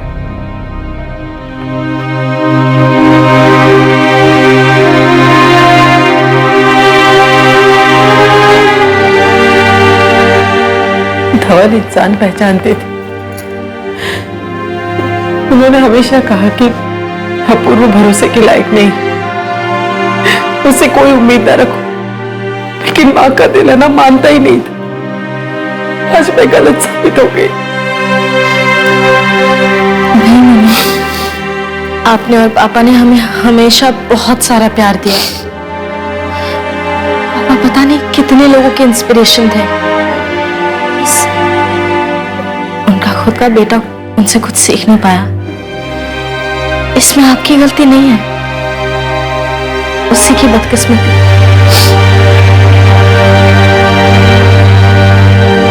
अपूर्वा, उमेश, नीलेश और गगन को आईपीसी की धारा 302 के तहत हत्या के लिए और आईपीसी की धारा 120 बी के तहत आपराधिक षड्यंत्र के साथ साथ आर्म्स एक्ट की धाराओं के तहत भी बुक किया गया है। अपूर्वा के परिवार के लिए विश्वास करना काफी मुश्किल है कि अपूर्वा ने ही ये सारी साजिश रची और अपने पिता की हत्या करवाई।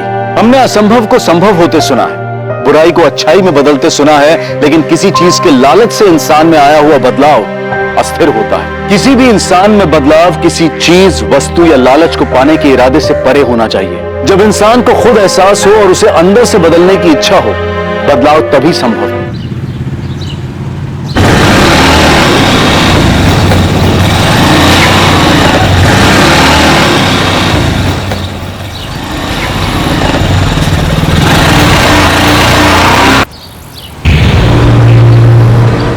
चाचा जी, ये सब क्या है? कुंदन, आखिरी बार कह रहा हूं, तुम लोग ये ठीक नहीं कर रहे हो। चाचा जी, बुरा मत मानिएगा, लेकिन हम जो कर रहे हैं उसके बीच बोलने का आपको कोई हक नहीं है। कुंदन, जबान संभाल के। बाबूजी तो उसे सिर्फ बात करना चाहते हैं बस। बात करने और धमकी देने में फर्क होता है मोहन। ऐसे गुंडों की तरह रास्ता रोककर बात नहीं होती है। गुंडे दिखा देते हैं तुमको? तुमसे बड़े हैं, हमारा नहीं तो हमारे रिश्तों का लिहाज करो। तुम समझदार हो, जाके समझाओ अपने भाइयों, ये तो बेकार में खून बहेगा।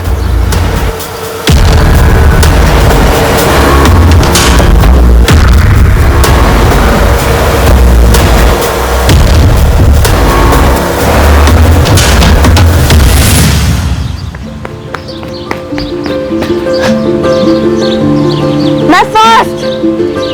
क्या हुआ? अब ये सिग्नल लगाती तुम? शर्म आती है ना? मैं रेस लगाऊंगी तो तुम हार जाओगी ना। माँ! अरे काजल, आराम से बेटा, क्या कर रहे हो? ताई जी देखो ना, पायल दीदी ने मुझे मारा। तुम लोग का ना रोज चलता है। पायल, क्यों मारा काजल को? मारा कहाँ? टपकी नहीं माँ। अरे तुम दोनों छोड़ूंगी नहीं। क्यों काजल, बड़ी बहन को नहीं मारते? आप ना बस पायल दीदी को ही प्यार करती हो। मुझे तो सिर्फ किरण दीदी प्यार करती थी, और उनको तो आपने शादी करवा के ससुराल भेज दिया। तो तुझे भी ससुराल भेज दे दीदी। अरे तुम दोनों लड़ना बंद करो। माँ,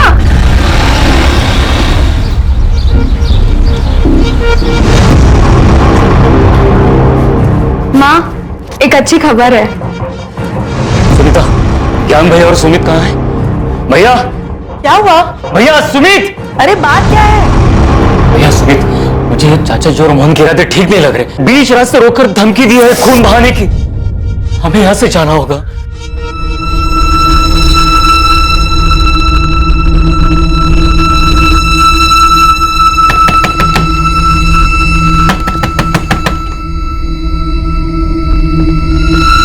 पापा, टैक्सी ले आया।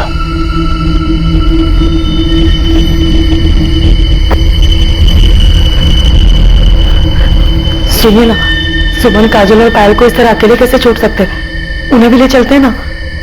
इतनी रात में लड़कियों को लेकर सफर करना सही नहीं रहेगा। भैया सही कह रहे हैं, चलो।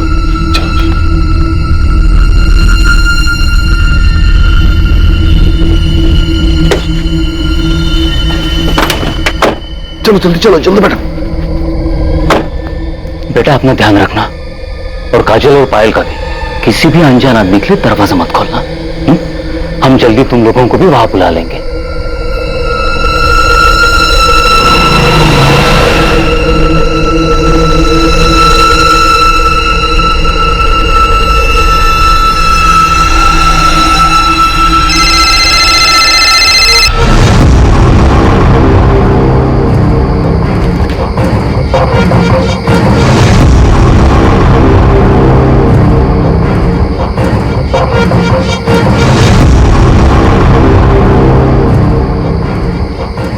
क्या हुआ? कुछ नहीं, घर पे कोई फोन नहीं उठा रहा है। काम में होंगे, ज्यादा परेशान मत हो। चलो काम लगा दो।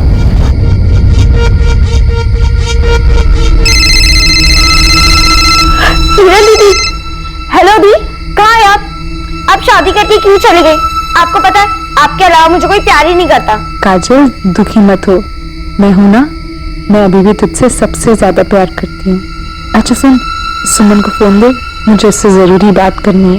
अरे दीदी इसे छोड़ो, ये तो हमेशा रोती रहती है। ये बताओ जीजू कैसे है? पायल, ये सब बात हम बाद में आराम से करेंगे, ठीक है? सुमन को फोन देना, मुझे उससे बात करनी है। कहाँ सुमन दीदी? सुमन दीदी, किरण दीदी का फोन है। अरे तुम लोग बाहर क्यों आए? मैंने मना किया था ना। ये लो पकड़ो, जाओ अंदर।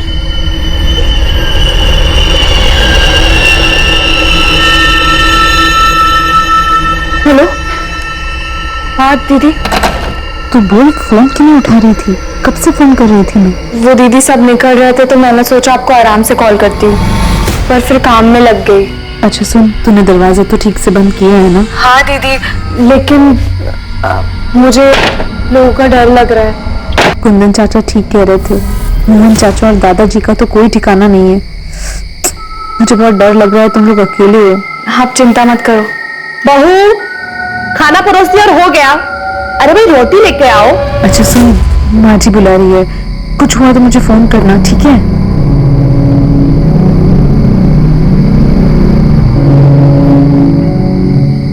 दीदी भूख लगी है। हाय।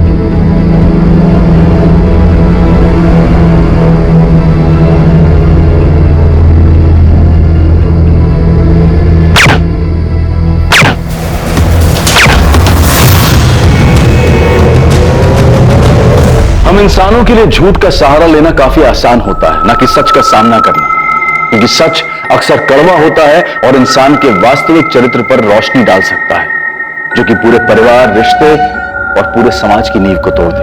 रात के अंधेरे में एक भयानक साजिश को अंजाम दिया गया और 3 मासूम लड़कियों की गोली मारकर हत्या कर दी गई। इतना तो साफ था कि यह कदम आवेश में नहीं उठाया गया था, बल्कि यह किसी की सोची समझी साजिश का नतीजा था। लेकिन ऐसा क्यों किया गया था? आखिर इस हत्याकांड के पीछे का भयंकर सच क्या था?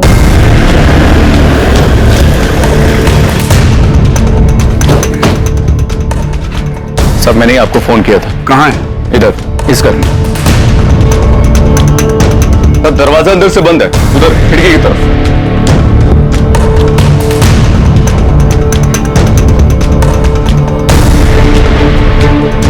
तीनों लड़कियां घर में अकेली थी? घर वाले कहां हैं? नहीं, शादी में गए, फोन कर दिया, बस आ ही रहे। अग्रवाल, दरवाजा खुलवाओ, ना खुले तो तोड़ दो और तुरंत फॉरेंसिक वालों को भी बुलाओ। आपने लाश कब देखी?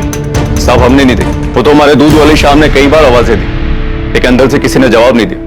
तब उसने खिड़की से सब कुछ देखा और शोर मचाना शुरू किया, तब हमें पता चला। घर में कौन कौन रहता है? यहाँ 3 भाई रहते, बड़ा भाई ज्ञान चौहान, उसकी एक बेटी है किरण, जिसकी शादी हो चुकी है। दूसरा भाई कुंदन, इसकी पत्नी है सुनीता, एक बेटा है प्रकाश और एक बेटी है सुमन।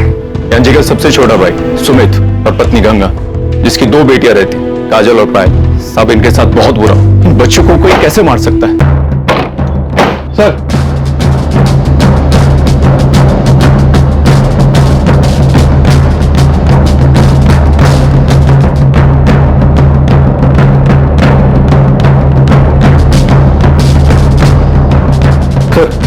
ये देखिए,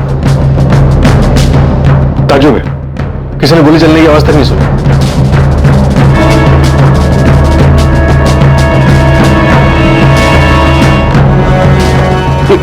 ये तो जिंदा है।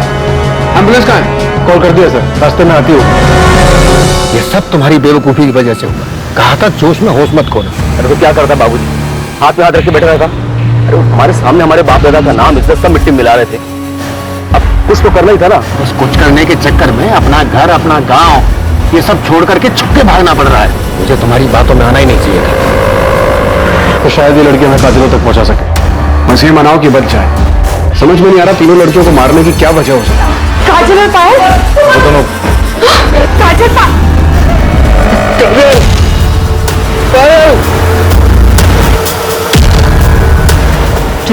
मैंने उनको काट के रख दूंगा। सुमित, सुमित, सुमित, क्या कर रहे हो? छोड़ो भैया, उनके किए की सजा मिलनी चाहिए। छोड़ो मुझे। मेरी बात सुमित, ये किसके बारे में बात कर रहे हैं? गजेंद्र सिंह चौहान और उसके बेटे मोहन के बारे में।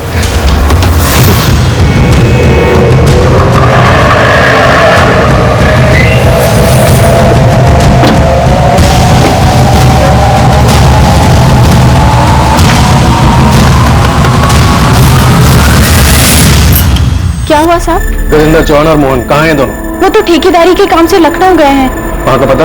वो तो मुझे नहीं पता, लेकिन साहब मैं सच कह रही हूँ, उन दोनों ने कुछ नहीं किया है। अगर ये सच है तो ठीक है, वरना मर्डर की प्लानिंग करने में और अपराधी को बचाने के आरोप में तुम भी जेल जाओ।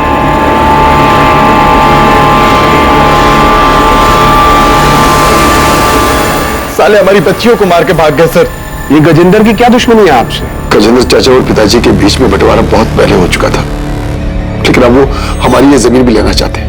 जब बंटवारा हो चुका था तो वो आपकी जमीन पर हक कैसे जमा रहे? घटिया लोग हैं सर। कहते हैं खानदानी जमीन है, खानदान में ही रहनी चाहिए। हमारे घर में 4 लड़कियां और 1 लड़का है।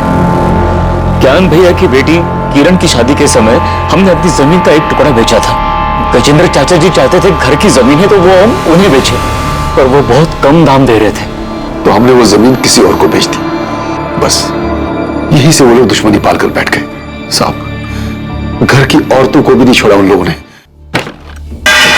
मना किया था हमने, जमीन मत बेचो, लेकिन ये लोग सुनने तेरे। चाची हमें पैसों की जरूरत थी। अरे तो हम कौन सा जमीन भी के मांग रहे थे? ऐसे दे रहे थे ना।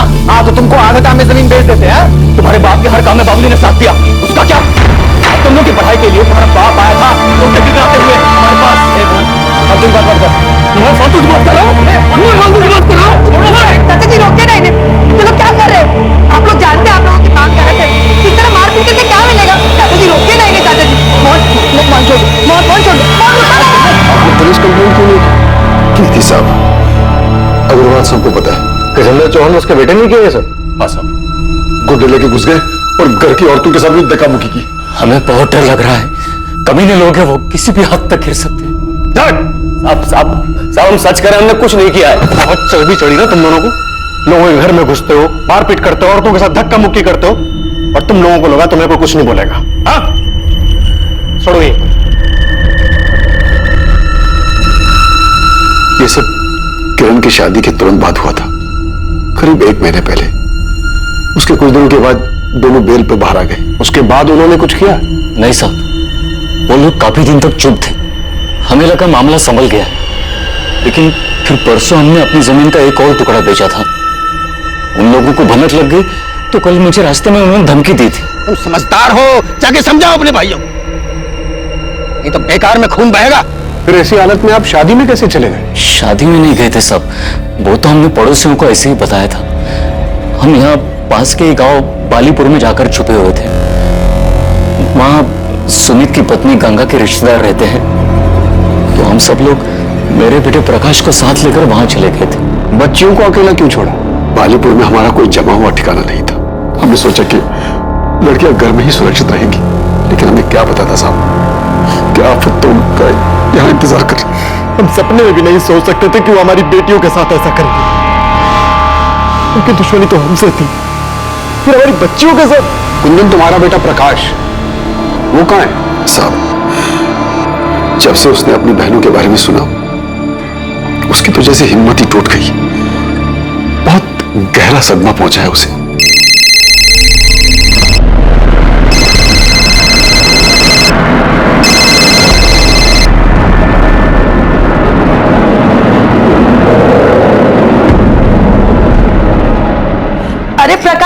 खाना तो खाकर जा बेटा। अरे नहीं माँ, मैं बाहर खा लूंगा। अरे थोड़ा तो खा।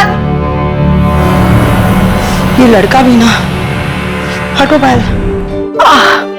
चल सुमन, ले तू खा ले।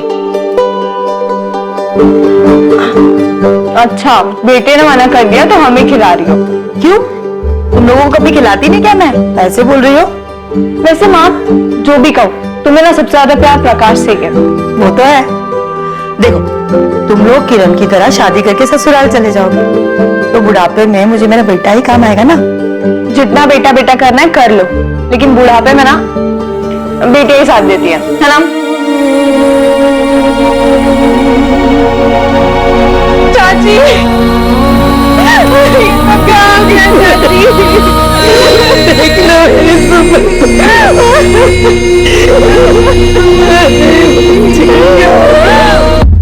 सर, गजेंद्र के बहू माला का कहना है कि गजेंद्र और मोहन ठेकेदारी के काम से लखनऊ के पास गए हैं। मैं दोनों के फोन ट्राई कर रहा हूँ लेकिन वो स्विच ऑफ है। उनकी लास्ट लोकेशन ट्रैक करो, पता करो वो कहां की थी।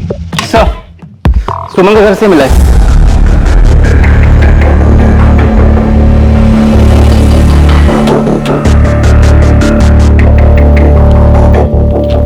स्टेट सिविल सर्विसेज का लेटर है, सुमन का सिलेक्शन हो गया। इंटरव्यू की डेट भेजिए। बहुत मेहनत की होगी उसने अपनी जिंदगी में आगे बढ़ने के लिए। ये लोग सो रहे थे जब खिड़की से किसी ने गोली मारी, लेकिन उनकी डेड बॉडीज बेड पर ऐसे पड़ी थी मानो गोली लगने के बाद हिली तक नहीं। सर, वैसे इस परिवार के बारे में एक और बात पता चली है। गजेंद्र चौहान और उनके झगड़े के बारे में तो पूरे गांव को पता है साहब। कोई और भी जिसकी उनके साथ कोई दुश्मनी थी? दुश्मनी का तो पता नहीं साहब, पर एक बात हुई थी। उनकी बड़ी बेटी है ना किरण, उसकी सास उमा और चाचा ससुर केशव, वो दोनों बहुत नाराज थे उन लोगों से। किस बात पर वो तो नहीं पता, पर गांव वालों को मैंने बात करते हुए सुना था। लेकिन सुमन के परिवार वालों ने तो ऐसी किसी अनबन का जिक्र नहीं किया। सर, वो उनकी बेटी किरण के ससुराल वाले, उन्हें लगा होगा अगर पुलिस के सामने ऐसी कोई बात बताएंगे तो किरण के ससुराल वाले बुरा मान सकते और किरण किसी मुसीबत में पड़ सकती। हाँ, लेकिन उनके घर की 3 बेटियां एक ही रात में बेरहमी से मारी गई। ऐसे में उन्हें हमें हर छोटी से छोटी बात, हर शक के बारे में बताना चाहिए था।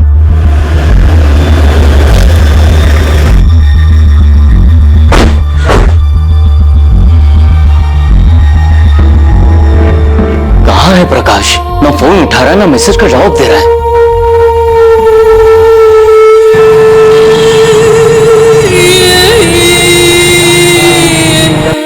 आप लोगों ने बताया नहीं कि आपकी बेटी सुमन ने यूपी स्टेट सिविल सर्विस का एग्जाम पास किया? कैसी बातें कर रहे हैं साहब, हमें तो इस बारे में कुछ भी नहीं बताया। कुंदन, सुनीता, किरण, क्या तुम्हें कुछ पता है? नहीं भैया, हमें तो कुछ नहीं पता है। आपकी बेटी स्टेट लेवल का एग्जाम पास करती है, उसे इंटरव्यू के लिए लेटर आता है और वो आप लोगों से कुछ नहीं बताती। क्या घर में उसकी पढ़ाई या फिर उसे काम करने को लेकर कोई मनाही थी? हम तो सुमन को हमेशा प्रोत्साहित करते थे और हमने अपने घर की बेटियों को कभी पढ़ने से नहीं रोका है। माँ, एक अच्छी खबर है। सुमन ने मुझे बताया था, उसने कहा था अगर वो एग्जाम पास हो जाएगी तो घर में सबको बता देगी। और जिस दिन हम घर से भाग रहे थे, शायद उसी दिन सुमन इस चिट्ठी के बारे में मुझे कुछ बताने आई थी, लेकिन फिर सुमन के पापा आ गए और इस बीच में सुमन का ये सब सही रह गया। ये लोग साहब, ये ज्ञान भैया की बेटी किरण है, उनके पति पंकज और ये पंकज की माँ उमा जी। हमने सुना है कि किरण के ससुराल में और आप लोगों के बीच कुछ अनबन थी। नहीं, ऐसा कुछ भी नहीं था। ऐसा कुछ नहीं हुआ था साहब। झूठ मत बोली, पूरे गांव में ये बात फैली हुई है कि आप दोनों परिवारों में कुछ तो हुआ था। शादी में छोटी मोटी कहासुनी हो गई होगी, जिसे गांव वाले बड़ा चढ़ाकर बोल रहे हैं। ऐसा कुछ भी नहीं हुआ था, हमारे यहाँ बिल्कुल सब कुछ ठीक था। तुझे पता है ये किसने किया था? नहीं, मुझे तो नहीं पता। तू कल रात को उसके घर जाने वाला था? देख, ऐसा कुछ नहीं हुआ, ना ही मैं वहां गया था और ना ही जाने वाला था। साले कमीने, मैं तुझे छोड़ूंगा नहीं। तेरी हिम्मत कैसे? तुझे जो चाहिए था वो तुझे नहीं मिला तो तूने मुझे मार दिया। आज तो तूने मैंने नहीं छोड़ी। प्रकाश, क्या कर रहा है? क्यों मार रहा है उनको? छोड़ दे। हटो यहाँ से। प्रकाश, छोड़। Hello, police station. पड़ोसी तो बेकार की बातें बनाते ही रहते हैं साहब।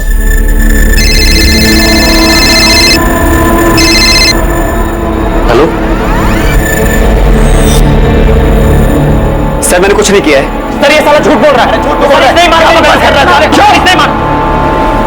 क्या है ये सब? हमें कुछ नहीं पता सर। हम तो बस इतना जानते हैं, काजल और पायल मयूर मैडम गांव में ट्यूशन पढ़ने जाती थी, शाहीपुर गांव। सर राहुल मेरा बेटा है, लेकिन मुझे नहीं पता कि प्रकाश को क्या हुआ है। सर इसकी कोई गलती नहीं, प्लीज इसे जाने दीजिए। सर ये दोनों बाप बेटे झूठ बोल रहे हैं। ये साला मेरी बहन पायल के पीछे पड़ा हुआ था और जब उसने इसे मना कर दिया तो इसने उसे मार डाला। पूरा दिन थकावट करेगी। पायल रुक ना, ये देख मैं तेरे लिए कार्ड लाया। मुझे कोई कार्ड नहीं चाहिए। अरे भाव क्यों खा रही हो? देखो मैं तुम्हें बहुत लाइक करता हूँ। राहुल बेकार की बातें मत करो, जाने दो हमें। पायल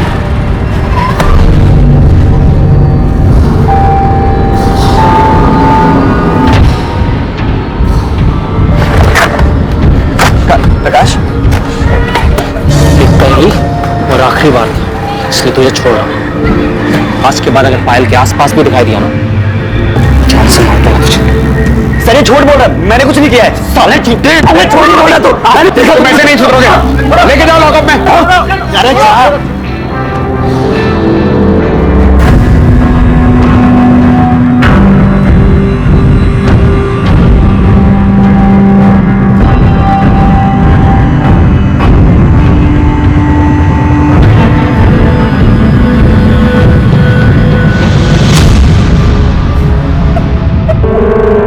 सर दोनों विक्टिम्स के बॉडी में सेडेटिव के ट्रेसेस मिले हैं, मतलब मारने के पहले बेहोश किया गया था। हॉस्पिटल से सुमन का ब्लड सैंपल भी आ गया है, उसे भी स्टडी कर रहे हैं। मुझे पूरा यकीन है कि सुमन के ब्लड में से भी आपको इसी सेडेटिव के ट्रेसेस मिलेंगे।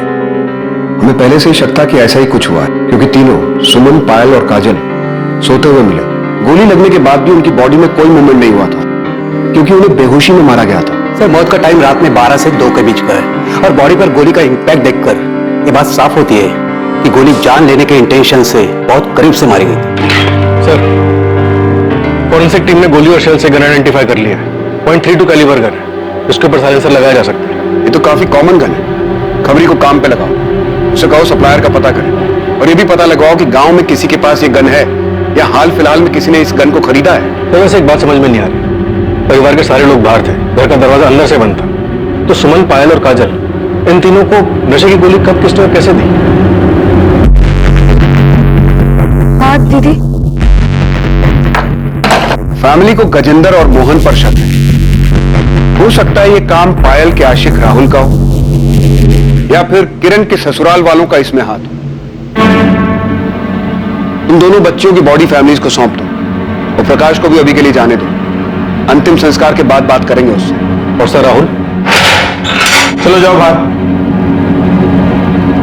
आप मुझे क्यों नहीं छोड़ रहे सर?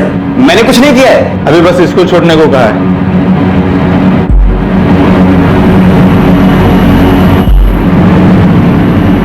सुमन कहीं जाने की जरूरत नहीं। क्यों? मैं क्लासेस जा रही हूँ। कहा ना कहीं नहीं जाना। प्रकाश, ये अचानक क्या हो गया तुझे? बस माँ बहुत पढ़ लिया इन लोगों ने, अब घर की बेटियां घर में ही रहेंगी। क्या बोल रहा है तू? क्या हो गया? बाहर लड़के छेड़ते ही नहीं। आप लोग क्या चाहते हैं? हमारी और बेइज्जती हो? बेइज्जती इनकी वजह से नहीं, तेरी वजह से हो रही है। खुद पढ़ाई लिखाई छोड़कर बैठ गया है और जो पढ़ रहे हैं उनके पीछे पड़ा हुआ है। इन्हें कोई कुछ बोलेगा तो मैं देख लूंगा। आपकी बेटियों को छेड़ते हैं बाहर लड़के। प्रकाश, तो अपने काम से काम रख। घर के मामले में बोलने के लिए घर के बड़े जिंदा है अभी, समझा तू? सुमन तुम जाओ पढ़ने, तुम्हें कोई नहीं रोकेगा।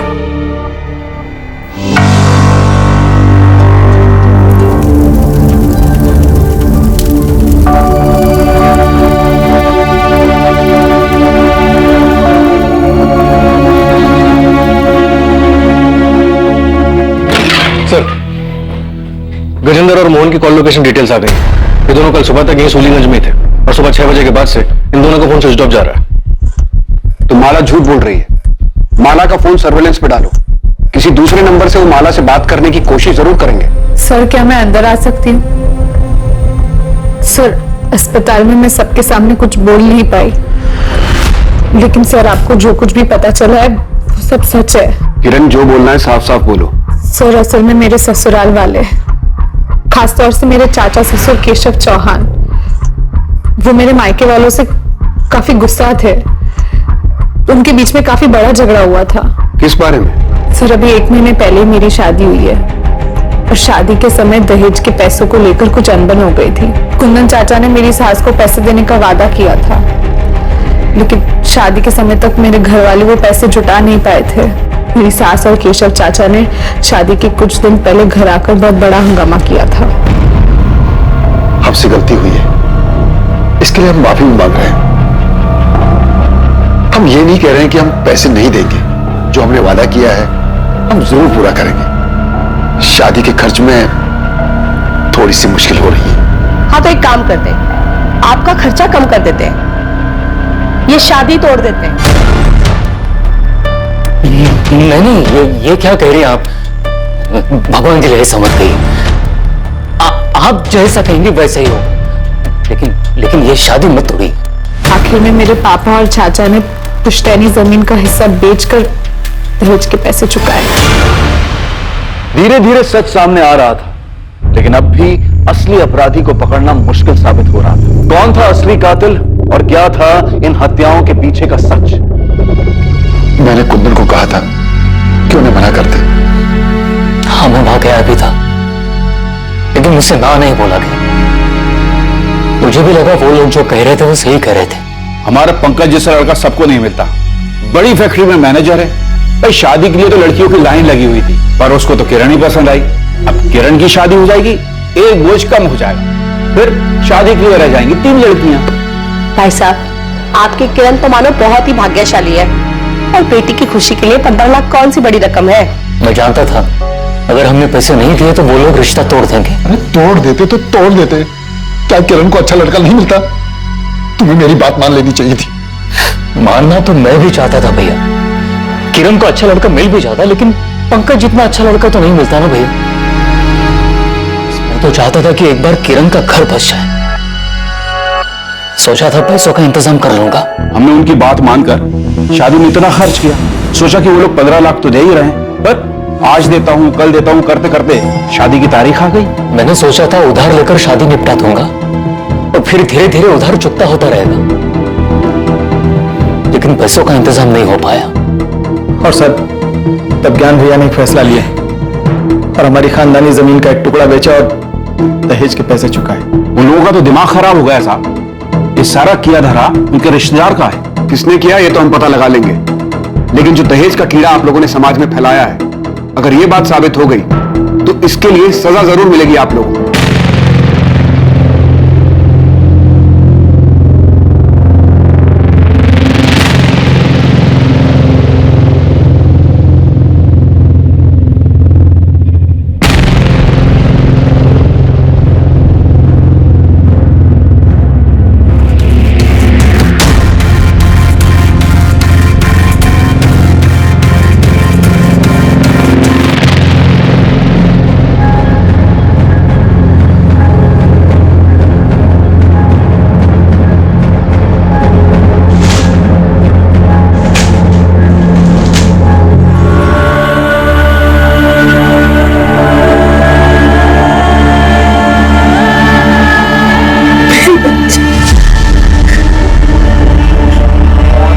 ऐसे कैसे हम लोगों ने दुश्मनी निकाली? सुमन ठीक हो जाएगी, भगवान पर भरोसा रखो।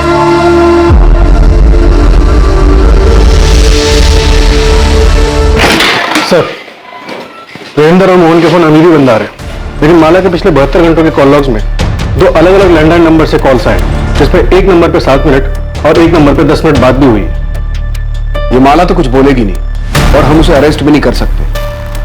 एक काम करो, कांस्टेबल से बोलो कि उस पर नजर रखे और एक गजेंद्र और मोहन के बारे में पता करो कि इनका कोई साथी या रिश्तेदार रहता है क्या कानपुर या उन्नाव में। शायद ये लोग वहां छुपे हो। Okay sir. गन सप्लायर से कोई लीड मिली? पता चला कि गन किसने बेची थी यहाँ सूलीगंज में? अभी तक तो नहीं, लेकिन हम पता कर रहे हैं सर। ये केशव, उमा और पंकज तीनों के कॉल डिटेल्स निकलवाओ और राहुल के भी, शायद कोई लीड मिल जाए। और राहुल का दोस्त कपिल, उससे कोई बात हुई? उसे बुलाया सर, आता ही होगा। कपिल सच सच बोलो, क्या राहुल का कोई हाथ है इस सब में? राहुल ऐसा नहीं कर सकता सर। राहुल पायल का पीछा करता था ना, और कई बार तुम भी होते थे राहुल के साथ। कहीं खून की प्लानिंग में राहुल के साथ तुम भी तो शामिल नहीं थे? मैंने ऐसा कुछ नहीं किया सर। सर, एक बात सच है कि राहुल पायल को बहुत पसंद करता था और वो उसके पीछे पड़ा हुआ था। कि वो उसकी बात मानकर उसकी गर्लफ्रेंड बन जाए। देखो तुम यहाँ से चले जाओ, किसी ने देख लिया तो मेरा घर से निकलना भी बंद हो जाएगा। मैं चला जाऊंगा, लेकिन तू भी मुझे बोल दे कि तू भी मुझे प्यार करती है। प्लीज जाओ यहाँ से, किसी ने देख लिया तो हंगामा हो जाएगा। पायल, देखो तुम यहाँ से चले जाओ। अब इसके आइंदा आसपास भी दिखा ना तो पुलिस में कंप्लेन कर दूंगी। राहुल को बहुत गुस्सा आया था और अपनी बेइज्जती का बदला लेने के लिए उसने बहुत ही खतरनाक प्लान बनाया था।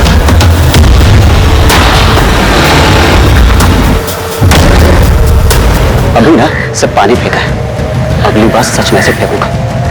प्यार करता हूं तुझसे, समझ नहीं आता तुझे? दिमाग खराब हो गया तुम लोगों का? सिर्फ इसलिए कि एक लड़की ने मना कर दिया तुम एसिड फेंकने चले गए? सर वो पानी तो था सर। पानी तो था, लेकिन एक लड़की को डराने के लिए काफी था कि अगर वो उसकी बात नहीं मानेगी तो उसके ऊपर एसिड भी फेंका जा सकता है। कभी सोचा क्या गुजरती होगी उन लड़कियों पर? बस चल पड़े दोस्ती निभाने के लिए, ये नहीं सोचा कि किस ट्रॉमा से गुजरेगी वो लड़की। और क्या हुआ था? बस सर, और कुछ नहीं सर। कपिल, मैं तुम्हें पायल को हैरेस करने के जुर्म में लॉकअप में डाल सकता हूँ, तो सच सच बोल दो। सर वो उस रात राहुल पायल के घर जाने वाला था सर। तो सच में पायल के घर जा रहा है? हाँ, मैंने सुना है कि प्रकाश उस टैक्सी वालों को बोल रहा था कि आज पूरा परिवार शादी में जा रहा है।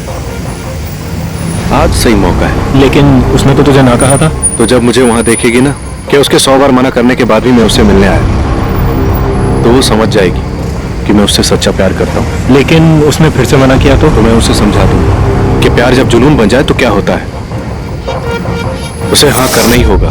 तो पायल का पीछा करता था, उसके मना करने के बाद भी तो उसके पीछे पड़ा रहा, यहां तक कि प्रकाश और सुमन के डांटने के बाद भी तो अपनी हरकतों से बाज नहीं आया।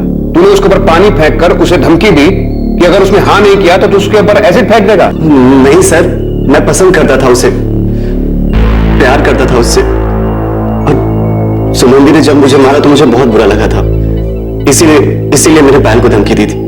जिस दिन पायल का मर्डर हुआ तो उसके घर गया था ना, तो क्या हुआ था वहां? तू वहां पहुंचा, पायल को प्रपोज किया, पायल ने फिर मना किया, तुझे गुस्सा आ गया। इतनी बेइज्जती और इनकार के बाद तूने पहले तीनों बहनों के खाने में नशे की दवा मिलाई और फिर आधी रात को वापस आकर उन्हें मार दिया।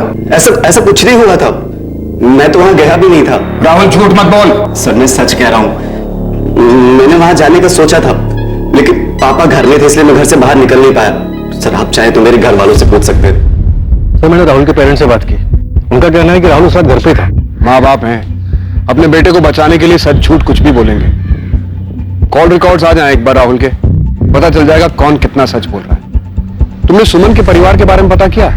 उस रात वो बालीपुर में कहां थे? हाँ सर, अपने रिश्तेदार के घर में रुके थे। सुनीता और गंगा रिश्तेदार के घर में, ज्ञान और सुमित पड़ोसियों के यहाँ, और प्रकाश और कुंदन खलियान में। सर आपको वाकई में राहुल पर शक है? अक्सर इस उम्र के लड़के प्यार और ऑब्सेशन के नाम पर सही और गलत में फर्क नहीं कर पाते।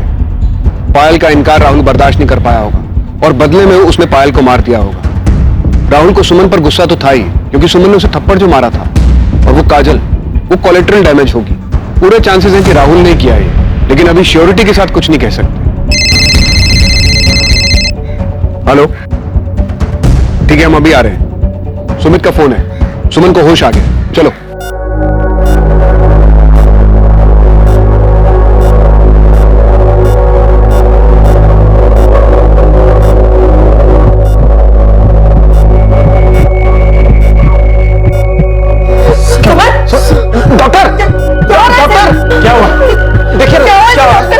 प्लीज सब बाहर जाए। अभी तक ठीक नहीं डॉक्टर, क्या हुआ इसे? आप प्लीज सब बाहर जाए। Sister injection.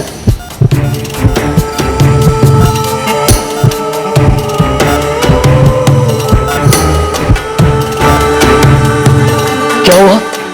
तुमने तो फोन किया था कि सुमन को होश आ गया, फिर ये सब? हाँ भैया, होश आ गया था, फिर पता नहीं क्या हुआ, डॉक्टर ने हम लोग को बाहर निकाल दिया। और सर पता नहीं सुमन को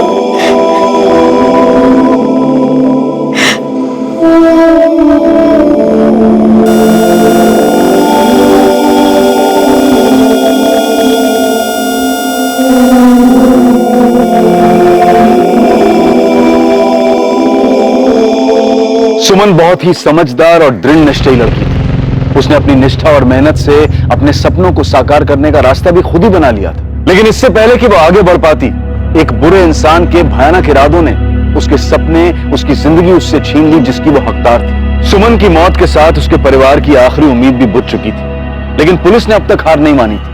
वो पूरी मेहनत के साथ हर एंगल्स को टटोल रही थी ताकि असली कातिल तक पहुंच सके।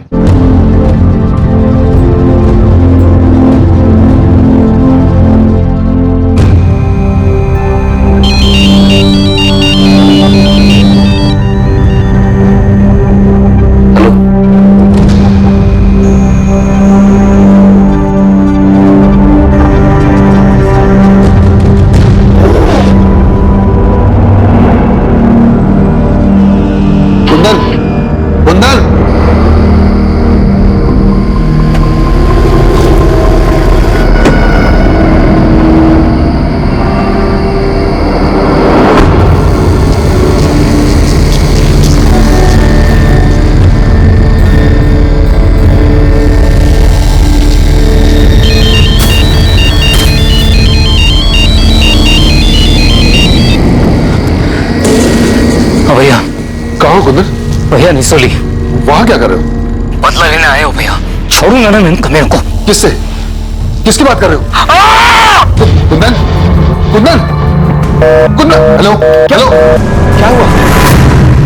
सर पूरे परिवार के फोन लोकेशन डिटेल्स और कॉल रिकॉर्ड्स आ चुके हैं। देखो शायद उसमें कोई लीड मिल जाए। क्या हुआ, आप लोग इतने घबराए हुए क्यों हैं? मैं कुंदन से फोन पे बात कर रहा था, एक चीख सुनाई दी, लगता है किसी ने उस पर हमला किया। उसने फोन भी नहीं उठाया। उसने कुछ बताया? कहाँ है वो? साहब उसने बताया कि निसोली गांव में है, कुछ बदले की बात कर रहा था। निसोली में कौन है? निसोली में हमारे दादाजी का घर है जो बहुत दूर से बंद पड़ा है। आपके दादाजी मतलब गजेंद्र के पिताजी का? जी सर। कब तक ऐसे अलग अलग जगह छुपते फिरेंगे? बस कुछ और दिन बाबू जी,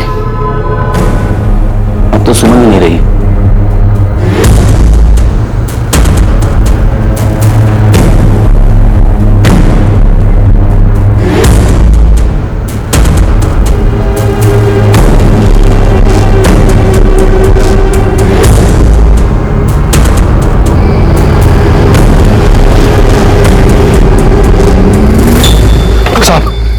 ये घर है साहब।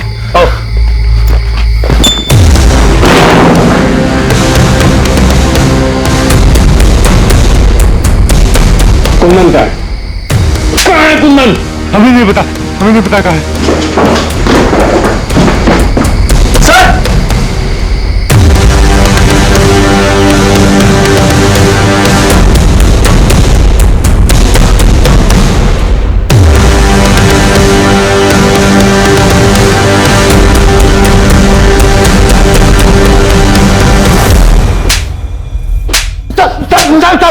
अरे हमने कुछ नहीं किया साहब, कुछ नहीं किया। कुछ नहीं किया तो छुपे हुए क्यों थे?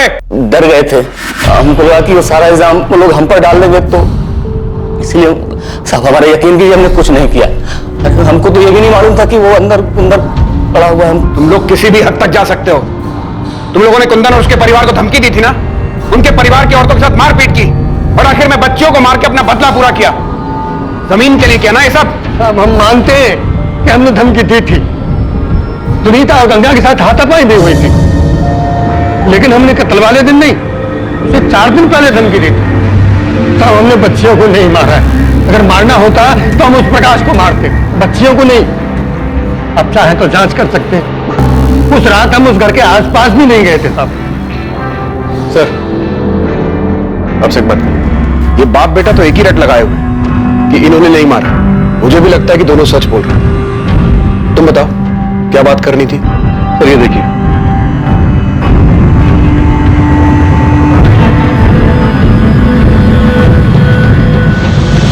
बहुत घुमा लिया। तुम बालीपुर में नहीं थे, रात होने के बाद तुम वहां से निकल गए। सूलीगंज आकर तुमने सुमन, पायल, काजल को मारा और फिर वापस बालीपुर लौट गए। क्यों प्रकाश? जी आप क्या कह रहे हैं साहब? सर कहां गए थे तुम? वो देखो झूठ मत बोलना, हमारे पास तुम्हारी सारी डिटेल्स हैं। सर मैं तो बालीपुर जाना ही नहीं चाहता था, तो पापा ने बोला इसलिए मुझे जाना पड़ा। वही पास के गांव में मेरे एक दोस्त का घर है, तो देर रात में वहीं चला गया था। आपको पता था ये उस रात वहां पे नहीं था? ये तो आपके पास ही सोया था ना? मेरा बेटा ऐसा नहीं कर सकता। तो फिर कौन कर सकता है कुंदन? तुमने गजेंद्र और मोहन का नाम दिया, हमने उन्हें तोड़ा, लेकिन कुछ हाथ नहीं लगा। उसके बाद राहुल का नाम सामने आया, वहां से भी हम खाली हाथ लौटे। उसके बाद तुम्हें कॉल आता है यह खबर देने के लिए कि गजेंद्र और मोहन कहां छिपे हैं, और तुम क्या करते हो? यह बात तुम अपने भाई ज्ञान को नहीं बताते, पुलिस के पास नहीं आते, सीधा वहां जाकर अगवा हो जाते हो। हम जानते हैं तुम्हारे बेटे प्रकाश ने कुछ नहीं किया। वो उस रात सूलीगंज नहीं आया था, वो वहीं बालीपुर के पास के गांव में गया था, लेकिन उस रात तुम यहां आए थे। ये रही तुम्हारी फोन की लोकेशन डिटेल्स।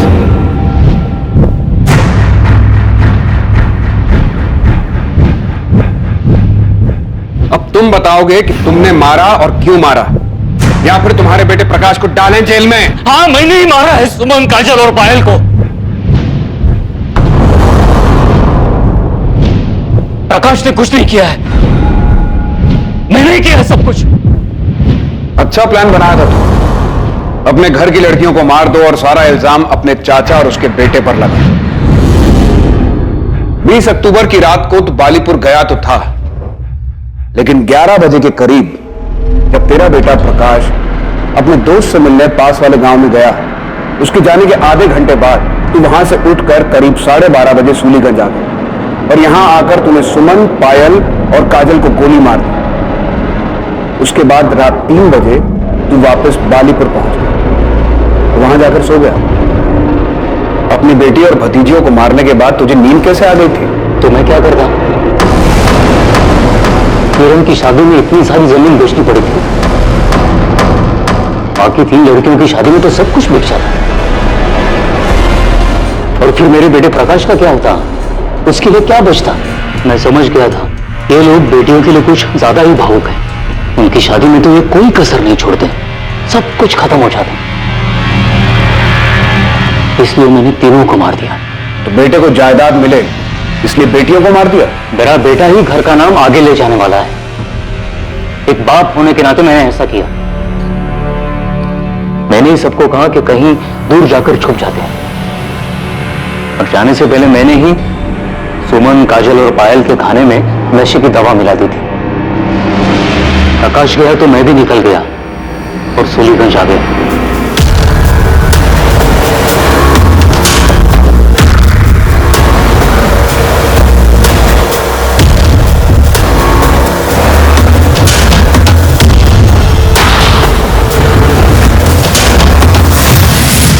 गन कहां से मिली तुम्हें? वो मेरा एक पुराना दोस्त है, उससे ही साइलेंसर वाली गन ली थी। और अब कहां है गन? वो गन मैंने गांव के पास वाले नाले में उसी रात फेंक दी थी। और तुम गजेंद्र और मोहन के पास कैसे पहुंचे? वही जो दोस्त है, मैंने उससे ही कहा था उनका पता करने के लिए। मैंने उसे कहा था गजेंद्र और उसके बेटे से बदला लेना है, क्योंकि उसने मेरी बच्चियों का खून किया है। मैं वहां से भैया को फोन करने वाला था, लेकिन भैया का फोन खुद ही आ गया। भैया कहाँ हो कुंदन? भैया निसोली। वहां क्या कर रहे थे? कुंदन, कुंदन! मैंने ही आवाज निकालकर फोन कट कर दिया और वहीं से एक पत्थर उठाकर उससे अपना सर फोड़ दिया, ताकि सबको यही लगे कि गजेंद्र चाचा जी और उसके बेटे ने मुझे मारा है। और स्टोर रूम में जाकर खुद को बंद कर लिया।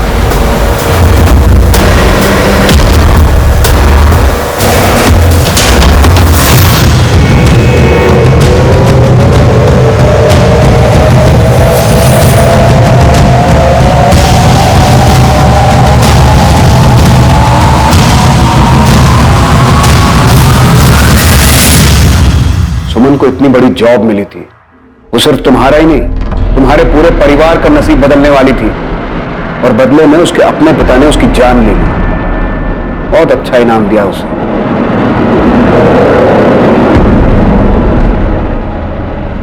एक पिता ने अपनी ही बेटी की जान ले ली सिर्फ इसलिए क्योंकि वो अपनी जायदाद, उसकी शादी और दहेज पर खर्च नहीं करना चाहता था। उसे सब कुछ अपने बेटे के लिए बचाना था। ये बहुत ही ताज्जुब की बात है, सुनकर विश्वास नहीं होता है, लेकिन दुर्भाग्यवश ये सच है। आज भी देश के कई हिस्सों में लड़के और लड़कियों के बीच में भारी मात्रा में पक्षपात करना बहुत ही साधारण सी बात है, क्योंकि सदियों से ये रूढ़िवादी मानसिकता उनके दिमाग में घर कराई जा चुकी है। दहेज मांगना ना सिर्फ गलत है बल्कि कानूनन जुर्म भी है, लेकिन दहेज देना क्या वो गलत नहीं?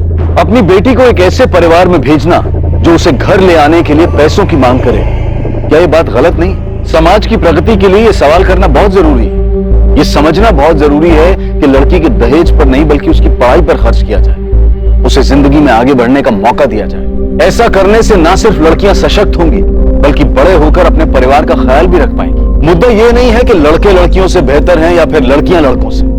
मुद्दा सिर्फ दोनों के बीच में पक्षपात को रोकने का है, दोनों को समान अवसर देने का है। क्राइम और आपके बीच में सिर्फ इतना फर्क है कि आप कितने सतर्क हैं। सतर्क रहें, सुरक्षित रहें। जय हिंद। इस तरह के और भी एपिसोड देखने के लिए हमारे चैनल को सब्सक्राइब करें और बेल आइकन दबाना ना भूलें।